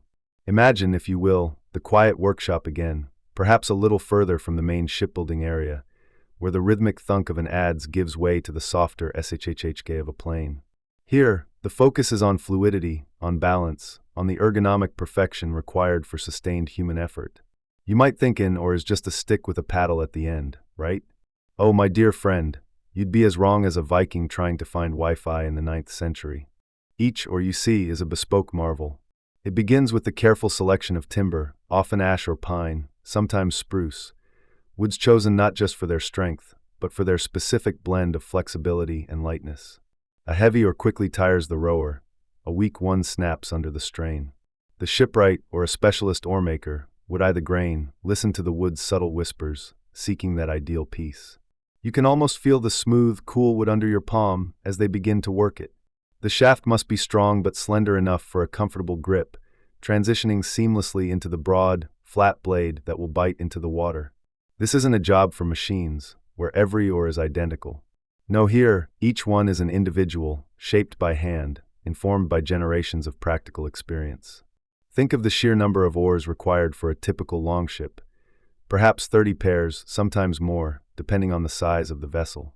That's 60 individual oars, each requiring this level of meticulous attention. It's a testament to patience, isn't it? You can almost hear the soft rasp of the wood as it's planed, the gentle scraping as the blade takes its final form, tapering from the shaft, designed to displace water with maximum efficiency and minimum splash. The handle, too, is shaped to fit the hand, sometimes slightly flattened, sometimes subtly curved, ensuring comfort during hours of strenuous rowing. It's a bit like finding the perfect ergonomic mouse for your hand, but, 1,000 years earlier, and without the benefit of Amazon Prime. The placement of these oars is just as crucial. You notice the oar holes, or portholes, cut into the upper strakes of the hull, often just above the waterline when the ship is unladen.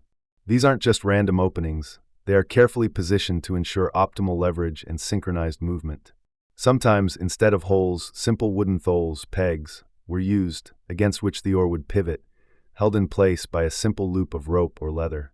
You can almost hear the soft, rhythmic creak of wood against wood as the oars are put to use, a sound that becomes the very heartbeat of the ship when under human power. This brings us to a rather fascinating, if slightly quirky tidbit.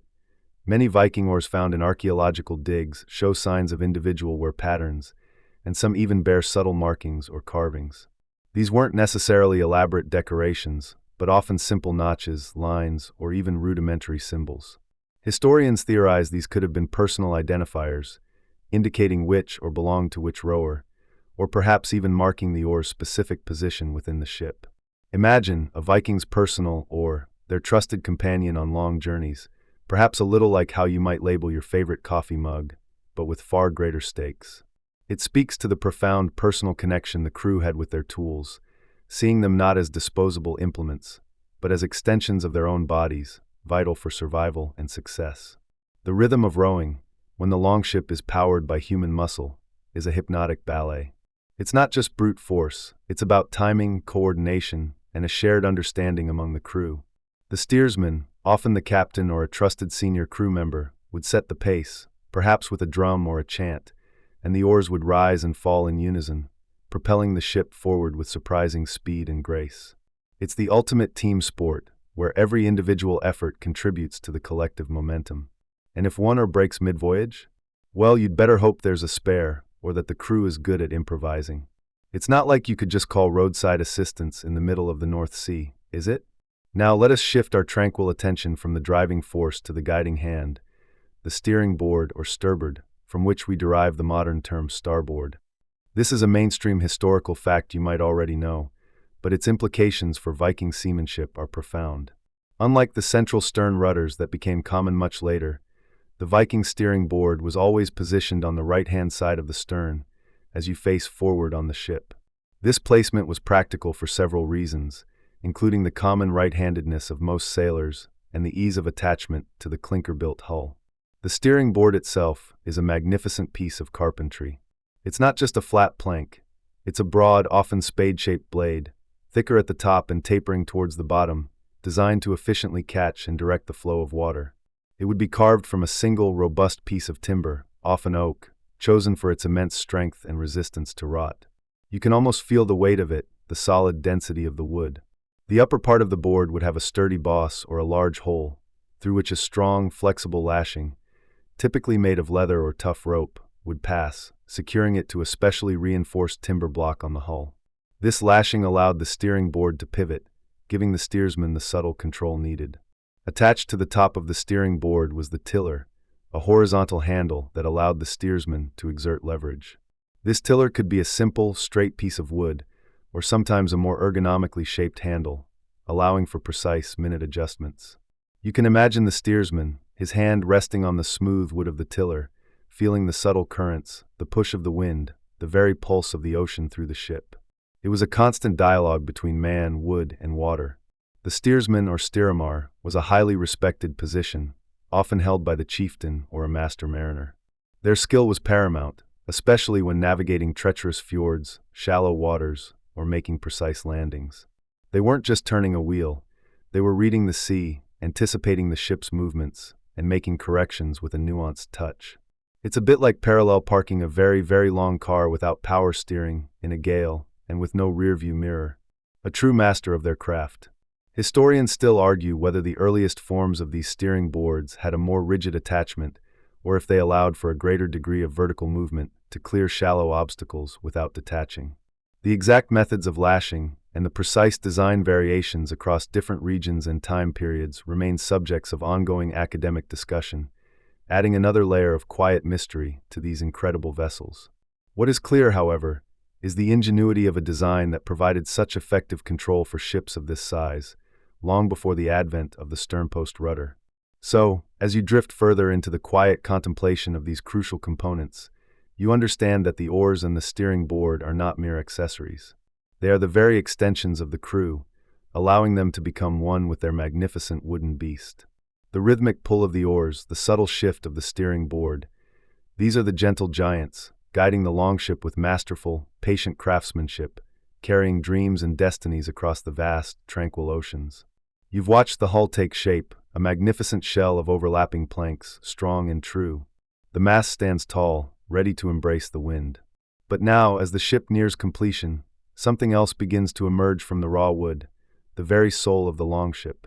This is where the shipwright's craft transcends mere engineering and becomes an act of artistic devotion, a final, intricate dance of chisel and timber. Imagine the quiet hum that settles over the shipyard.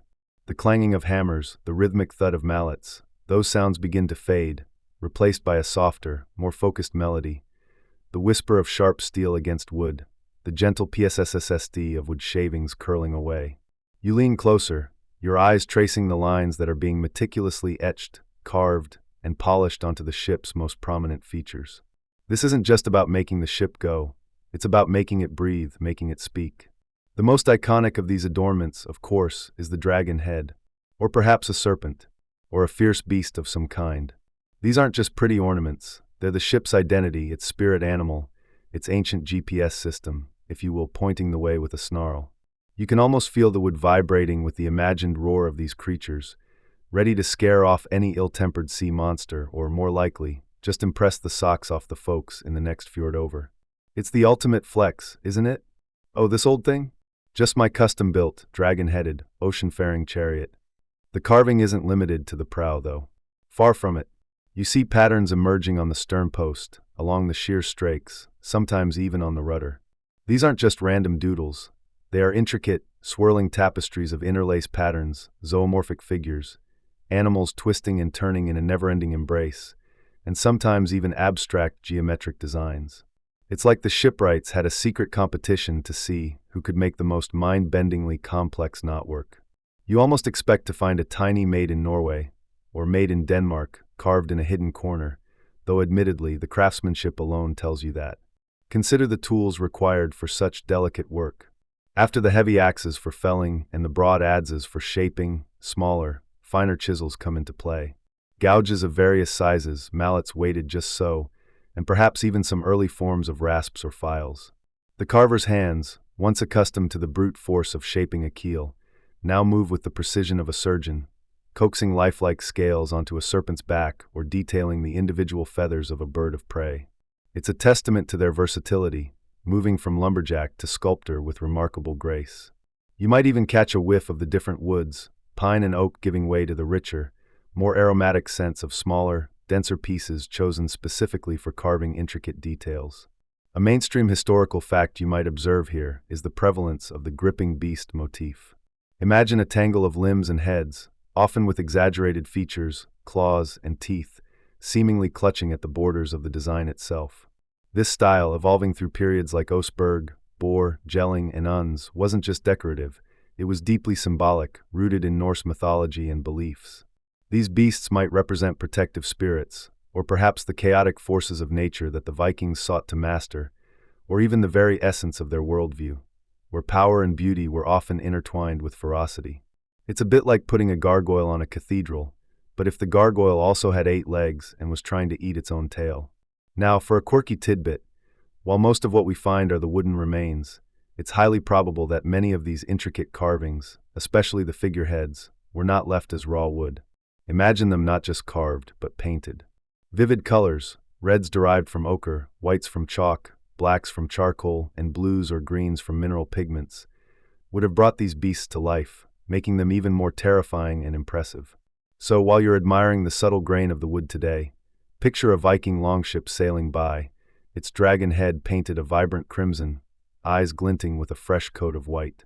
It would have been less rustic chic and more full-on psychedelic war machine. Suddenly, your minimalist apartment feels a little understated, doesn't it? The time commitment for this stage alone is astounding. After months, sometimes years, of building the basic structure, adding these decorative elements could take weeks, even months more, depending on the complexity. This wasn't a rushed job, it was a labor of love, a final flourish that elevated the vessel from a mere mode of transport to a living entity. The shipwrights weren't just building a boat, they were crafting a legend.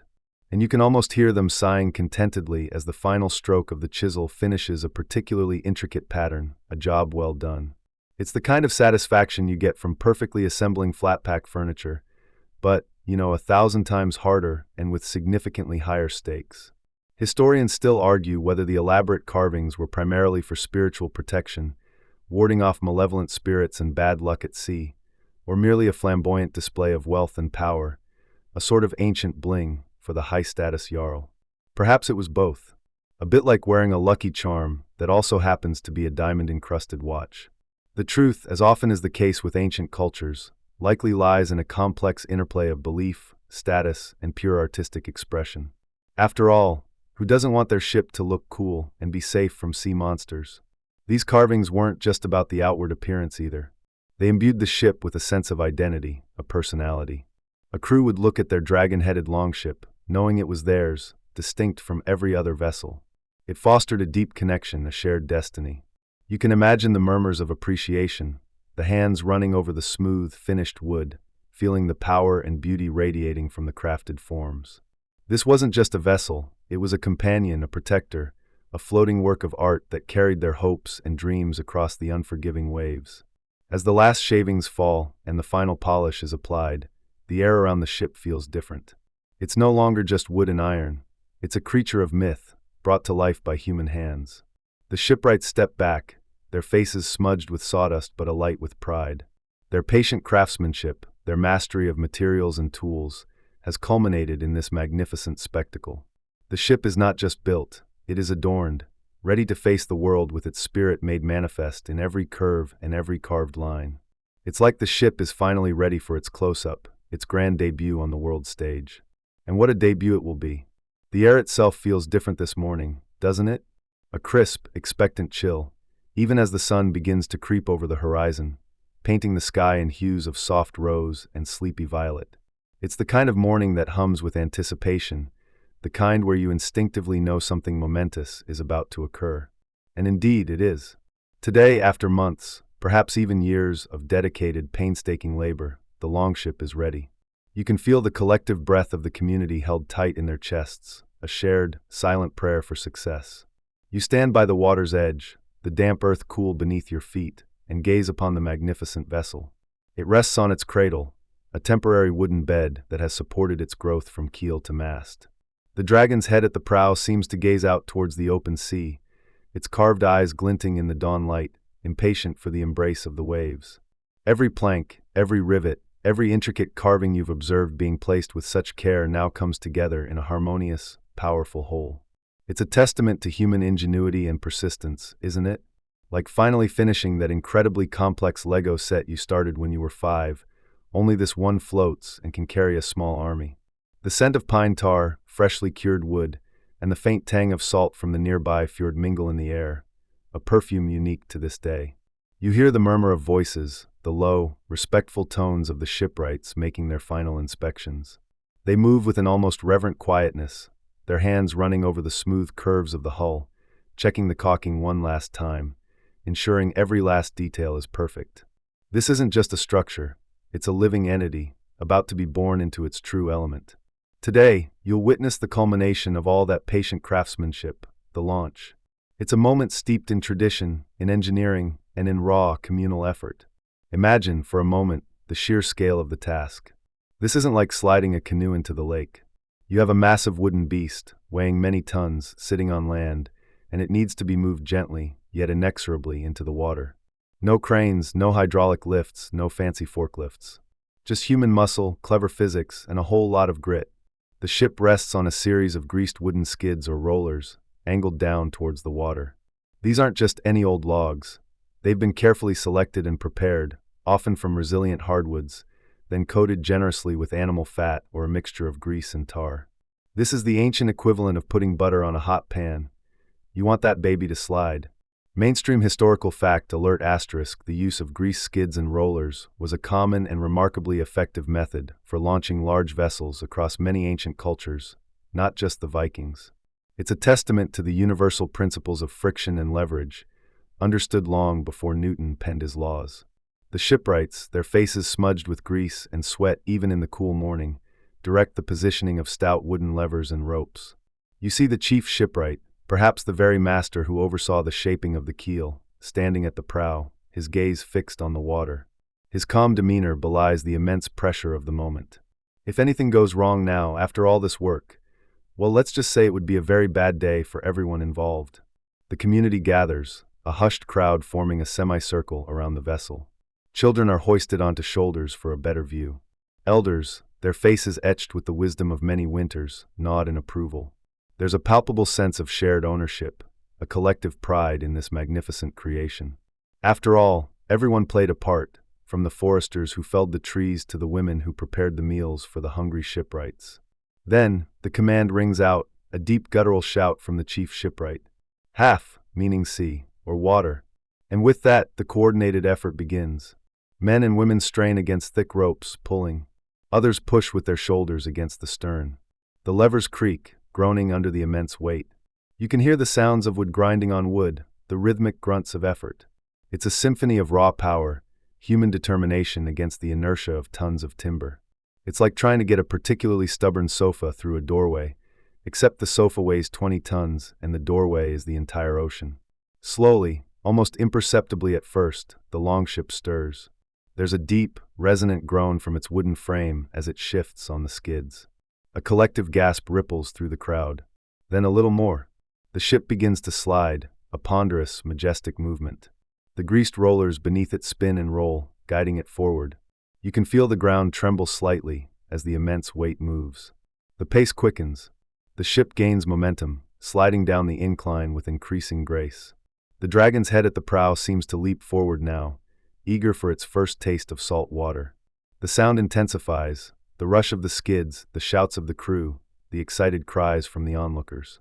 It's a moment of breathtaking suspense, a silent question hanging in the air. Will it float? And then, with a magnificent, resounding splash, the longship meets the water. Not a timid dip, but a confident, powerful entry. Water cascades up around its bow, sending spray high into the air, catching the sunlight in 1,000 glittering diamonds. The sound is glorious, a triumphant roar that echoes across the fjord. It's like the biggest, most satisfying unboxing video ever, but with significantly more splinters and a much higher chance of hypothermia if you fall in. For a moment, the ship seems to settle, bobbing gently as it finds its equilibrium. The crowd erupts in cheers, a wave of relief and exhilaration washing over everyone. The shipwrights, their faces streaked with a mixture of sweat, grease, and pure joy, exchange relieved glances. Their creation, their masterpiece, floats. It floats. The ship, now free from the constraints of land, drifts slightly, a graceful swan taking to its natural element. The chief shipwright, along with a few experienced crew members, quickly boards the vessel. They begin to test its stability, its balance. You watch as they move about the deck, feeling the subtle sway of the hull, checking for any unexpected listing. This initial float is crucial. It tells them if the ship's weight distribution is correct, if the design truly holds true. There's a quiet satisfaction in this moment, a gentle rocking as the ship settles into its new home. The water laps softly against the clinker-built hull, a soothing lullaby. The overlapping planks, once so rigid on land, now flex and give with the gentle undulations of the fjord, proving the genius of their flexible construction. It's a beautiful dance between wood and water, a testament to the shipwright's deep understanding of both. Quirky tidbit time asterisk: while many launches involved sheer human power, there's some archaeological evidence, and certainly sagas that hint at the occasional use of animal power, oxen or horses, to help pull the heaviest ships during the initial, most resistant phase of the launch. Imagine a team of grumpy oxen, probably wondering why they weren't just pulling a plow. Not the most glamorous job, but someone had to do it. As the initial tests confirm the ship's seaworthiness, a new phase of the celebration begins. The community moves from the hushed anticipation to boisterous revelry. Feasting tables are set up, horns of meat are passed around, and the air fills with the sounds of laughter, music, and storytelling. This ship is not just a tool, it's a symbol of their strength, their skill, and their connection to the sea. During this celebration, the ship is often formally named. The name isn't chosen lightly. It reflects the ship's intended purpose, a desired quality, or perhaps honors a god or a revered ancestor. It might be something fierce like Ormond Lang, Long Serpent, or Draken Harald Harfager, Dragon Harald Fairhair, or perhaps something more poetic like Havruin, the mermaid. This naming ceremony imbues the vessel with its own spirit, its own identity. It's like naming your first car, but with significantly more cultural significance and fewer questionable bumper stickers. Historians still debate whether every launch involved elaborate sacrifices, or if simpler blessings sufficed for smaller vessels. While some sagas depict animal sacrifices to appease the sea gods and ensure safe passage, archaeological evidence for widespread, consistent practices is less clear-cut. It likely varied by region, wealth, and the specific beliefs of the community. But certainly, the element of seeking divine favor was often present. As the day progresses, and the feasting continues, you might see the first sails being hoisted, just to test the rigging and the mast. The great, square sail, often dyed in vibrant colors, unfurls with a snap, catching the wind. The ship, which moments ago seemed so static on land, now truly comes alive, a magnificent creature ready to spread its wings. The oars, so carefully carved, might be lowered into the water for a first, tentative row, giving the crew a feel for the ship's responsiveness. This longship, born of the forest and shaped by human hands, has now truly embraced its destiny. It is no longer just wood and iron.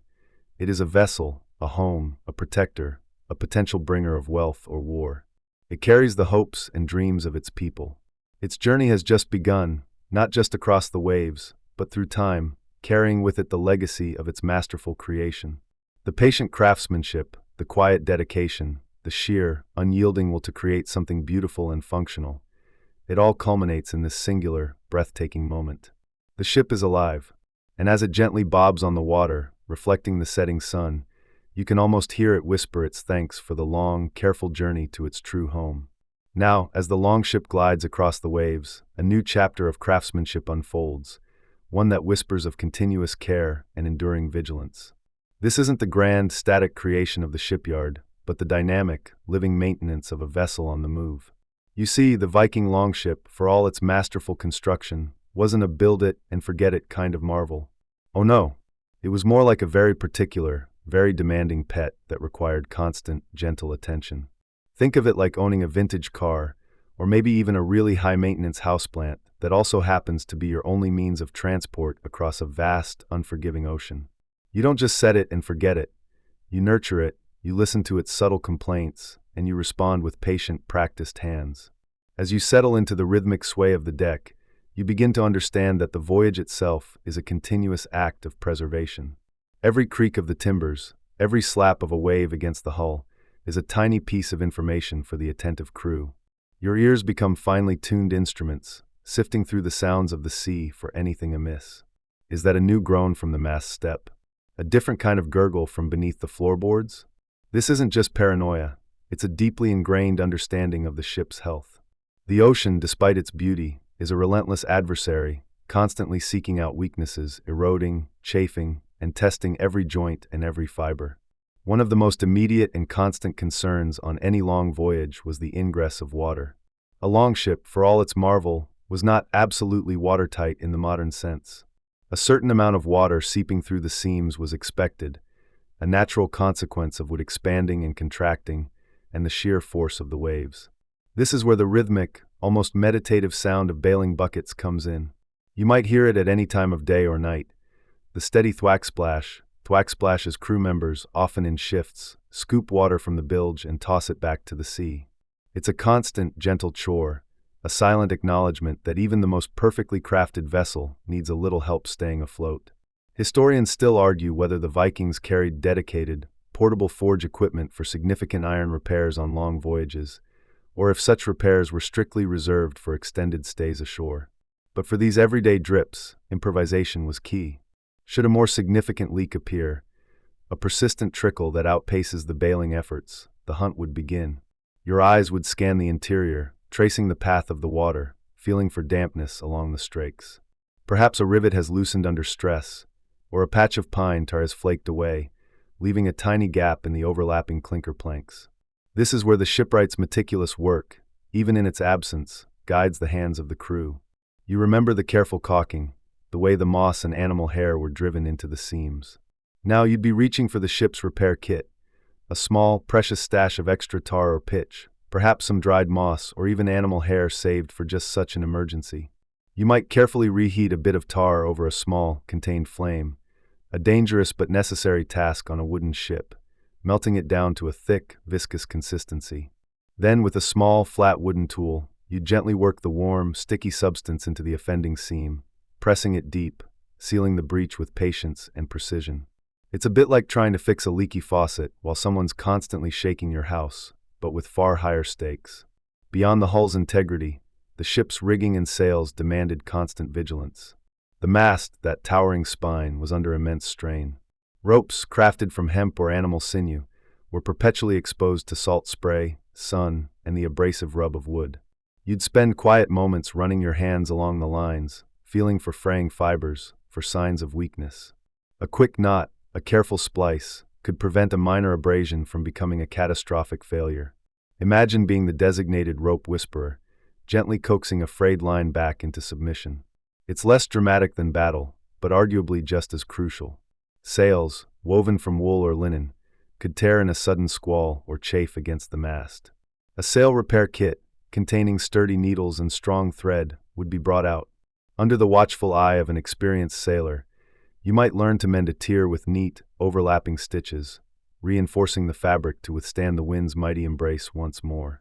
It's a quiet, focused task, often performed on deck, the sun warming your back as your fingers work with practiced ease. The wood itself, even after being shaped and sealed, was still susceptible to wear and tear. Oars, constantly dipped into the churning sea, could splinter. The steering board, crucial for navigation, might suffer nicks and gouges. You'd carry small adzes, chisels, and mallets, not for major construction, but for these delicate, surgical repairs. A splintered or might be carefully shaved down, smoothed, and perhaps even given a fresh coat of protective tar. Chafing points, where ropes rubbed against the gunwales or mast, would be inspected and perhaps padded with leather or additional layers of wood to prevent further damage. It's said that some desperate crews, when faced with a persistent leak far from shore, might even have sacrificed strands of their own hair or bits of worn clothing to stuff into stubborn seams, a truly personal sacrifice to the ship. This speaks to the profound bond and resourcefulness born of necessity. Cleaning, too, was an ongoing task. Salt spray would build up, leaving a crusty residue that could accelerate wear. You'd regularly wash down the decks with seawater, scrubbing away grime and salt, keeping the surfaces clean and clear. Even below deck, efforts would be made to keep the bilge as clean as possible, preventing stagnation and rot. It's a continuous, low-key battle against the elements, ensuring that the ship remains sound and healthy, ready for whatever the sea might throw at it. Because nothing says relaxing sea journey like the constant worry that your entire mode of transport might spontaneously decide to become a submarine. This continuous maintenance, this gentle, almost ritualistic care, wasn't just about preventing disaster. It was about sustaining the craft, about honoring the meticulous work that went into its creation. Every patch, every splice, every bailing scoop was a reaffirmation of the ship's purpose and a continuation of its life. It fostered an unbreakable bond between the crew and their vessel, transforming it from a mere object into a living entity, a shared existence. The longship didn't just carry you across the waves. It carried the cumulative wisdom of its builders and the unwavering dedication of its crew, a testament to enduring craftsmanship in the face of the wild, open sea. You feel the collective groan of timbers as the mighty longship, after a season of adventurous seas and sun-drenched voyages, finally sighs its way out of the biting embrace of the northern waters. The air, crisp and hinting at the approaching chill of winter, carries the scent of damp earth and decaying leaves. This isn't just a simple docking, it's a ceremonial, painstaking operation, a vital act of preservation that ensures the longship's wooden heart beats strong for seasons to come. You watch, perhaps even lend a shoulder, as the crew, with a symphony of grunts and coordinated pushes, slowly, incrementally, coaxes their magnificent vessel onto the shore. Imagine the sheer muscle power, the rhythmic creak of logs placed beneath the keel, the ancient equivalent of a very low-tech, very splintery tow truck, as the ship is drawn further inland, away from the capricious whims of the winter tides. It's a slow, deliberate dance, a testament to the fact that even the most formidable warship needs a gentle hand when it's time to rest. Once safely beached, often pulled quite a distance from the water's edge to avoid storm surges and the shifting ice, the true wintering process begins. The hull, once sleek and swift, now wears a bristly beard of barnacles and a slimy cloak of seaweed, a testament to its watery wanderings. You run your hand along the rough, salt-encrusted planks, feeling the grit of the ocean's embrace. Now comes the meticulous, almost meditative task of scraping away these unwelcome hitchhikers. Every square inch of the hull, from the waterline to the sheer strake, is carefully cleaned.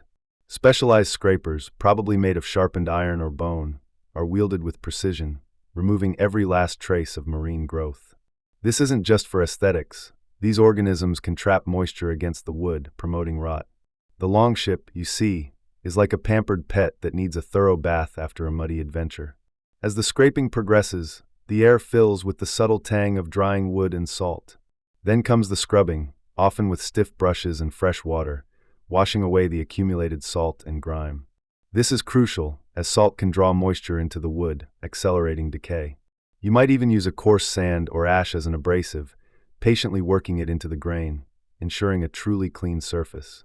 Every crevice, Every seam must be meticulously dried. Because a damp longship is a happy home for fungus, and nobody wants a mushroom farm sprouting from their keel, do they? The sun, even in its weaker winter guise, becomes an ally, slowly baking the moisture out of the planks, preparing them for the next stage of preservation. The goal is to get the wood as dry as possible, reducing the risk of rot and ensuring that any protective coatings can properly adhere. With the hull gleaming, or at least as gleaming as a working longship can be, the shipwrights and their crew begin their annual inspection. This is where their keen eyes, honed by years of experience, become invaluable. You don your mental magnifying glass, inspecting every inch of the hull, searching for the telltale signs of wear and tear. Are there any hairline cracks in the strakes? Have any rivets worked loose from the constant flexing of the hull in stormy seas? Perhaps a plank has taken a particularly nasty knock from an iceberg, or maybe just a clumsy crewmate during an unfortunate docking maneuver, and needs careful replacement. This isn't a quick once-over, it's a deep dive into the structural integrity of the vessel. Each rivet is tapped, each seam is probed, listening for the subtle differences in sound that indicate a problem. The old tarred wool or moss used for caulking might be brittle, crumbling, losing its seal. Out comes the fresh, sticky pine tar, often mixed with animal hair or more moss, patiently hammered into those crucial seams between the clinker planks. This recaulking is a painstaking process, ensuring that the ship remains watertight when it next meets the waves. It's like regrouting your bathroom tiles, but with much higher stakes and the distinct aroma of ancient tree sap. The mast, too, needs its annual checkup, like a very tall wooden patient. Are there any stress fractures? Any signs of rot where the ropes chafe? Oars are inspected for splinters and cracks. Steering boards are checked for integrity. Any necessary repairs are undertaken with the same meticulous craftsmanship as the initial build, often using timbers carefully selected and seasoned over the previous year, ready for just such an eventuality.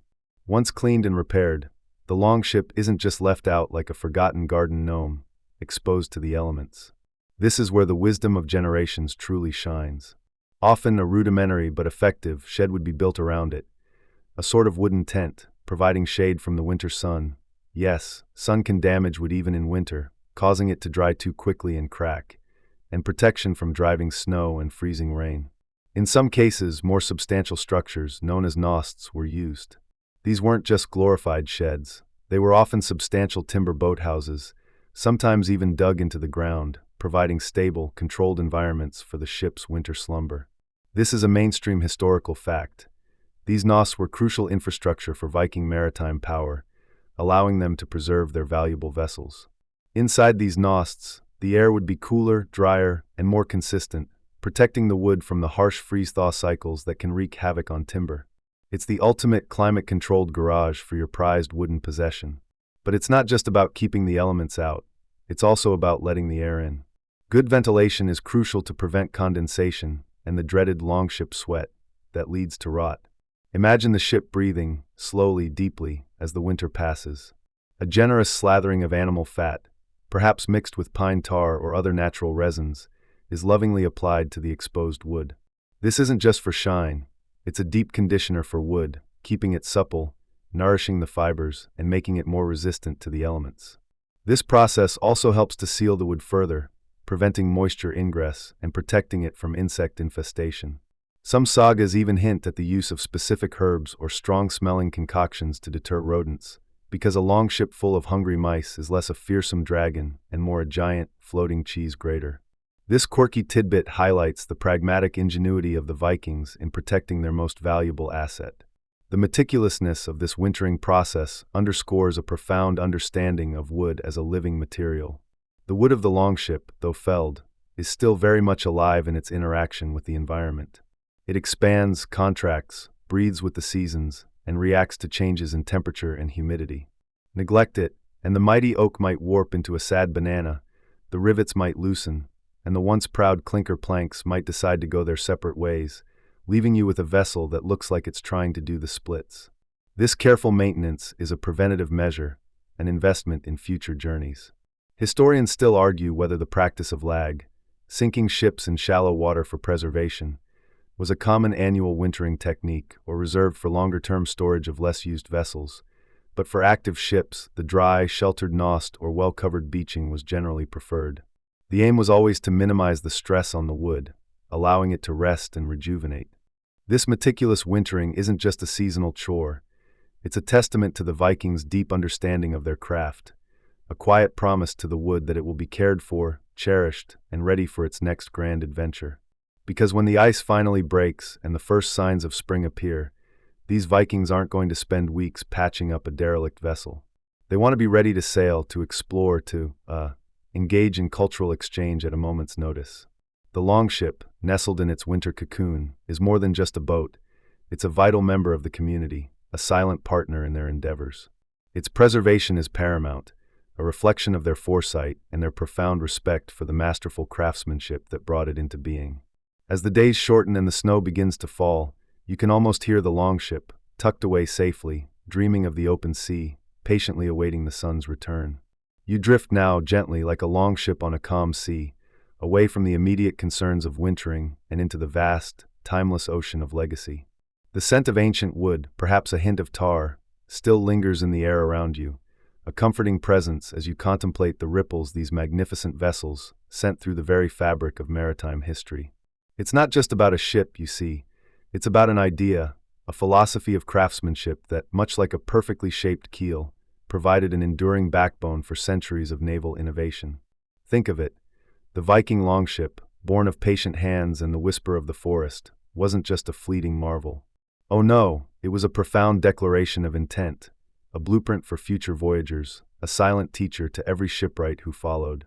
You might imagine that once the age of Vikings waned, their ships simply faded into legend, gathering metaphorical dust in the annals of time. But that's like saying the invention of the wheel stopped influencing transport once we got cars.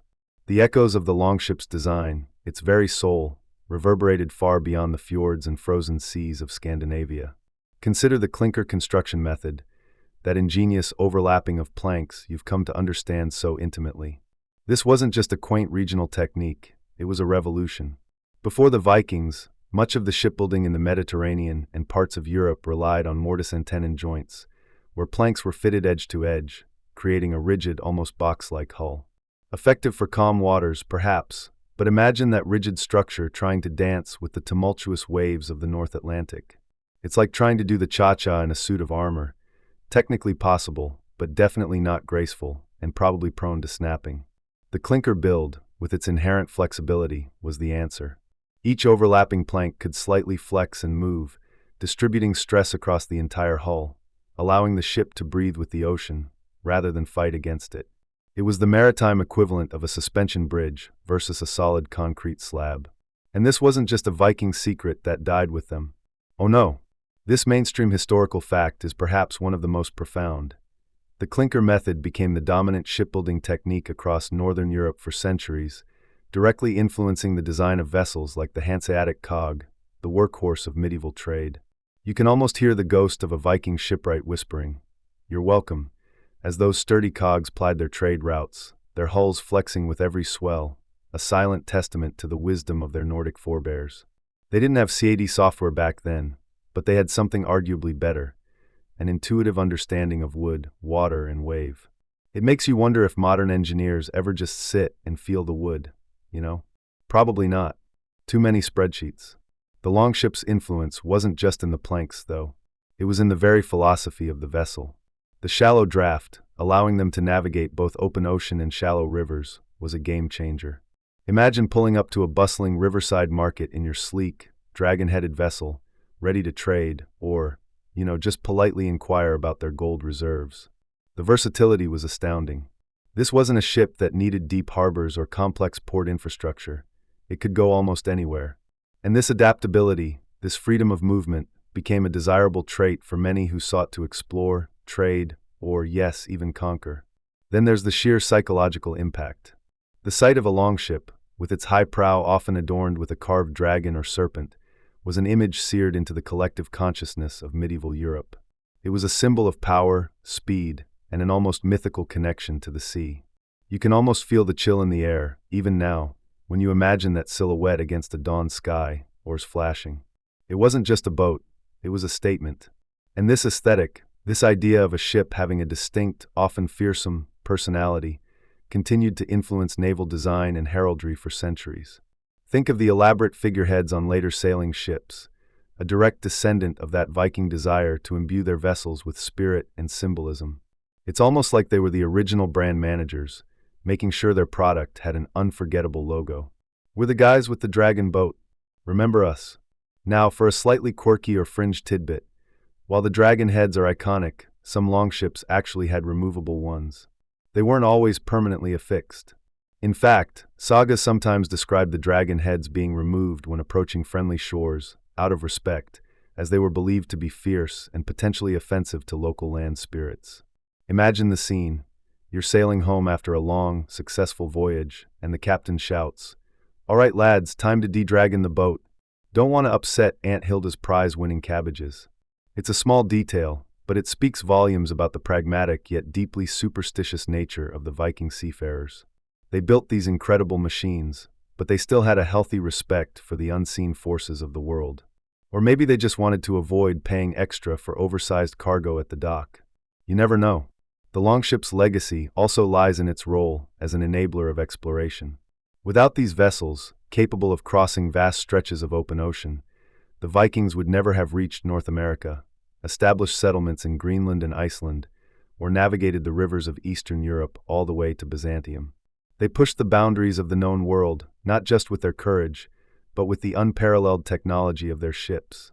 They were the ultimate SUVs of their era, equally at home on the highway, open sea, or off-road, shallow rivers. And they did it all without GPS, just stars, birds, and an uncanny sense of direction. Makes you feel a bit lazy just using Google Maps, doesn't it? Historians still argue whether the widespread adoption of clinker construction across medieval Europe was purely a result of its functional superiority, or if cultural exchange played a more significant role in its dissemination beyond Scandinavia. Was it simply a case of this works best, so everyone adopted it, or did the constant interaction, trade, and occasional less-than-friendly visits by Vikings lead to a direct transfer of knowledge and techniques? You can imagine a captured shipwright being persuaded to share his secrets, perhaps over a nice cup of mead, or maybe just a very sharp axe. Or perhaps it was more subtle, a gradual understanding that these flexible, ocean-going vessels simply worked better for the turbulent northern seas. The truth, as always, is probably a complex tapestry woven from both threads. Even today, when you look at the sleek lines of a modern yacht or the powerful hull of an ocean liner, you're seeing echoes of the longship's foundational principles. The understanding of hydrodynamics, the importance of a strong yet flexible hull, the elegant curve of a well-designed prow, these are concepts that the Viking shipwrights mastered with axes and adzes.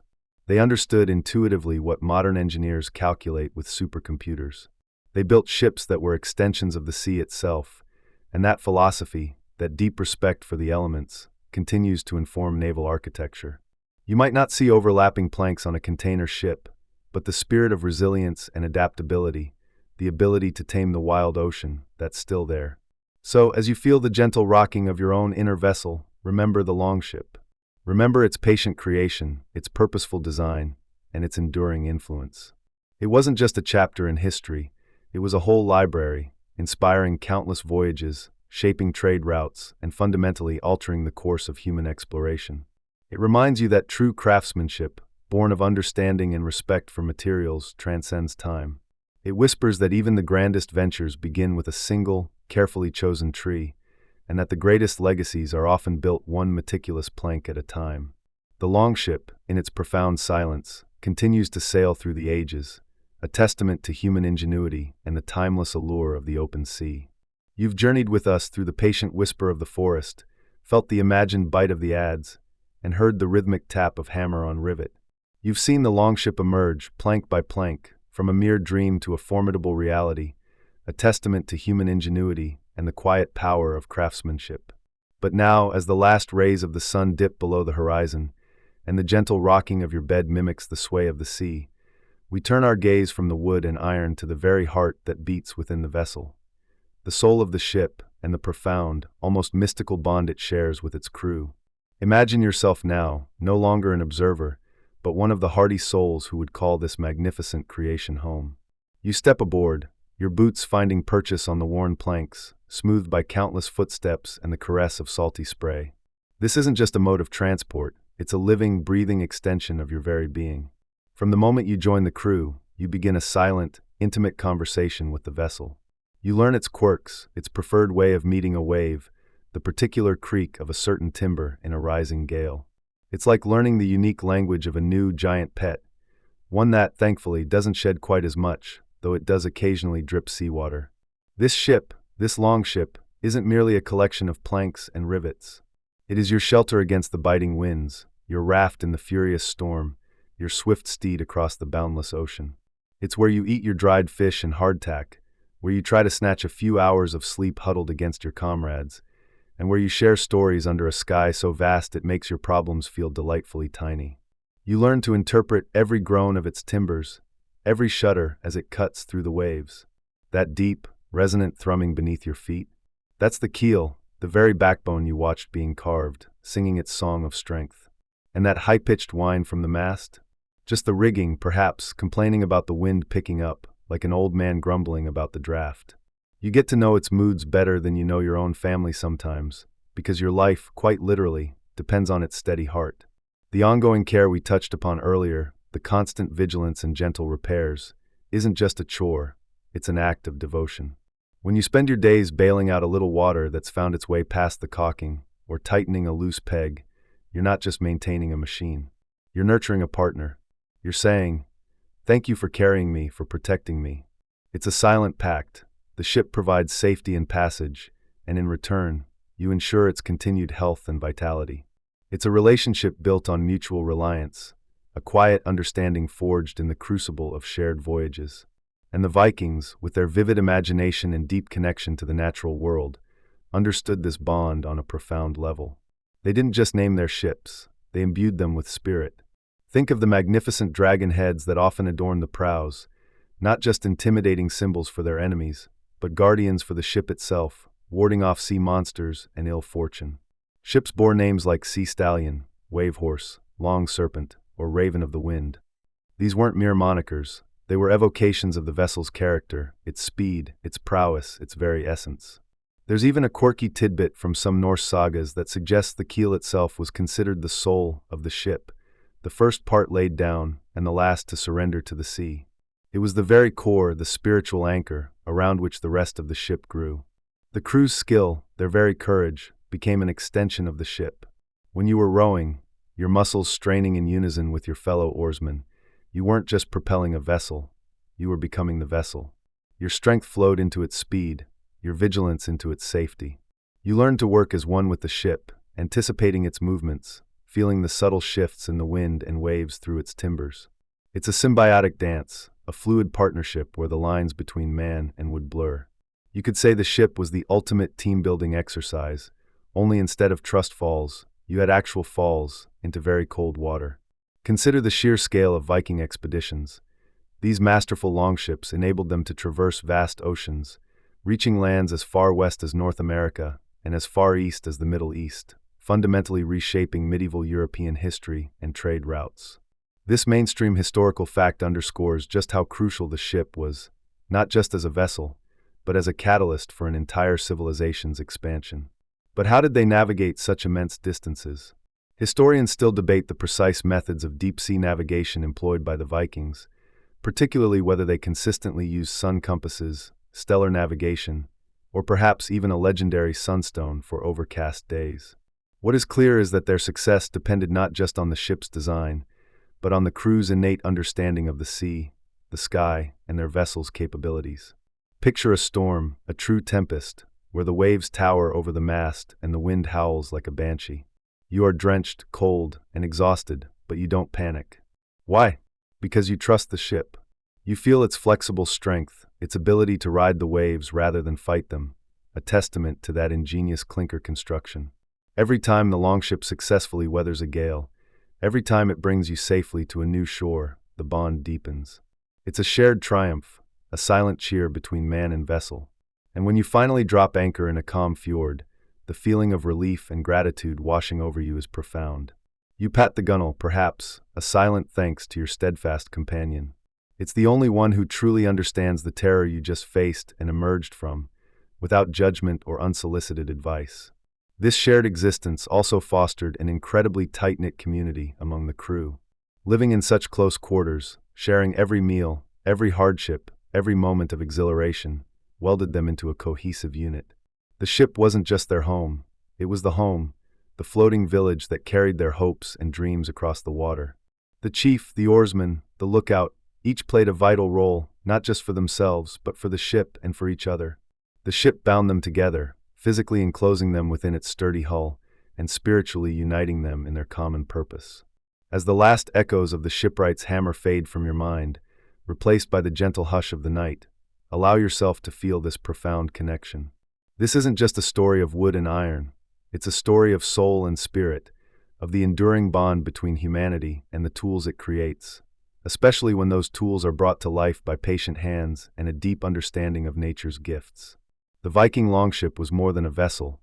It was a partner, a protector, a silent friend on the vast, indifferent ocean. And now, as the final echoes of the Longship's magnificent journey begin to fade, you find yourself drifting, not across the vast, ancient seas, but down, into the softest depths of your own waiting consciousness. The story of the Viking Longship, a tale of patience, precision, and profound connection, has gently guided you here, to the very threshold of deep, restorative slumber. Feel the weight of the day lifting, much like the meticulously crafted longship, once heavy with timber, becomes light and buoyant upon the water. You've explored the whispers of the forest, the patient wisdom of timber selection. Remember how the shipwrights listened to each tree, discerning its unique strength? That same quiet attention, that slow, deliberate understanding, is now turning inwards, helping you listen to the subtle cues of your own body, guiding you towards rest. You're not rushing, not forcing, just allowing the natural rhythm to take over. It's a lot like trying to get a cat to do anything. You can't make it happen, you just have to create the perfect environment and wait. And maybe offer a treat. Or in this case, a really good nap. You recall the methodical process of felling those mighty oaks, a careful dance of man and forest, respecting nature's gift. Now you are allowing your own metaphorical mighty oaks, the burdens of your day, to gently fall away, not with a crash, but with the quiet sigh of release. The shaping of the keel, the ship's foundational backbone, was a testament to enduring strength. And tonight, as you settle, you are shaping your own foundation for the night, a peaceful, unwavering core that will support your dreams. Think of the clinker construction, where overlapping planks embraced, creating flexible strength. Your mind, too, is now adopting a similar flexibility, allowing thoughts to overlap and dissolve, no longer rigid or demanding. The unyielding iron bonds of rivets, forged by quiet blacksmiths, binding the ship piece by piece, are a reminder of how seemingly small, consistent efforts build something truly grand and enduring. Just like those tiny rivets, each breath you take is a small, consistent effort, binding you to this moment of peace. And don't worry, there's no blacksmith in your room right now, unless you've got some very unusual sleep habits. The ancient art of caulking, making the longship impermeable with natural materials, sealed it against the harsh sea. Now, you are sealing yourself off from the day's distractions, creating your own impermeable cocoon of calm. The hull's graceful curves, emerging from the shipwright's intuitive eye, speak of beauty born from deep understanding. As you drift, let your own being find its graceful, fluid lines, free from tension. Imagine the towering mast, carefully prepared to harness the wind's mighty breath. You are now preparing your own inner sails, ready to catch the gentle breezes of slumber, carrying you wherever your dreams may lead. The individual craftsmanship of oars and the steering board, extensions of the crew, reminds you of the purposeful movement, the shared journey. But for now, the oars are stowed, the steering board still. You are simply drifting. Even the adorning of the ship with symbolic carvings, imbuing the vessel with spirit, adds to this sense of completeness. These were not just functional vessels, they were works of art, imbued with the spirit of their makers and the hopes of their crews. It's a bit like how some people spend hours arranging their throw pillows. It's not strictly necessary, but it definitely adds character. The longship's launch day, when the sea embraced wood and a new life began, was a momentous occasion. Now, you are experiencing your own quiet launch, as your mind embraces the soft currents of sleep, beginning a new cycle of rest and rejuvenation. And unlike a longship, you don't need a cheering crowd or a bottle of mead to smash against your hull. Just quiet. Voyage maintenance, the continuous gentle repairs that preserve the ship at sea, highlights the ongoing care required. Just as they patched and mended, you are now allowing your body and mind to mend, to repair, to restore themselves after the day's journey. This wasn't a one-and-done project, it was a relationship. A bit like keeping a houseplant alive, but with more potential for sea monsters. And then, winter's rest, preserving the wooden heart for future journeys. This vital period of stillness, protecting the longship from the elements, is what you are now entering. You are allowing your own inner, wooden heart to rest, to be preserved, ready for the journeys of tomorrow. The longship's legacy, its echoes through time, profoundly influenced maritime history. For instance, the longship's shallow draft and flexible, clinker-built hull made it uniquely suited for both open ocean crossings and navigating shallow rivers, allowing Vikings to penetrate deep into continental Europe, a major factor in their expansion and trade networks. This innovative design, perfected over centuries, set a new standard for naval architecture.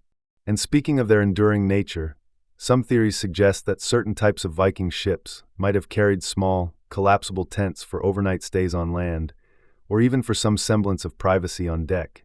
Imagine trying to set up a tent on a bobbing deck after a long day of rowing. They probably didn't have memory foam mattresses back then, bless their hardy souls. Imagine trying to get your beauty sleep when every wave is a giant's lullaby. Building one of these was not a weekend DIY project, unless your weekend lasted, about a year. Good thing they didn't have Pinterest, or the expectations would have been even higher. And speaking of comfort, I bet the biggest luxury they had on board was not having to row all the time. That's like the ancient equivalent of finding an extra fry at the bottom of the bag, pure bliss. Historians still argue whether the primary purpose of certain longship designs was primarily for warfare and raiding, or if their versatility meant they were equally, if not more, important for trade and exploration, essentially making them ancient multi-tools of the sea. This enduring debate only underscores the remarkable adaptability and resilience of these vessels, much like your own capacity to adapt and recover with a good night's rest. The soul of the ship, the crew's deep bond, was a shared existence. They knew every groan of the timbers, every creak of the mast, every whisper of the wind in the rigging. They were one with the vessel, and the vessel was an extension of them. This profound connection is a beautiful metaphor for the connection you can now forge with your own inner calm, your own need for restoration.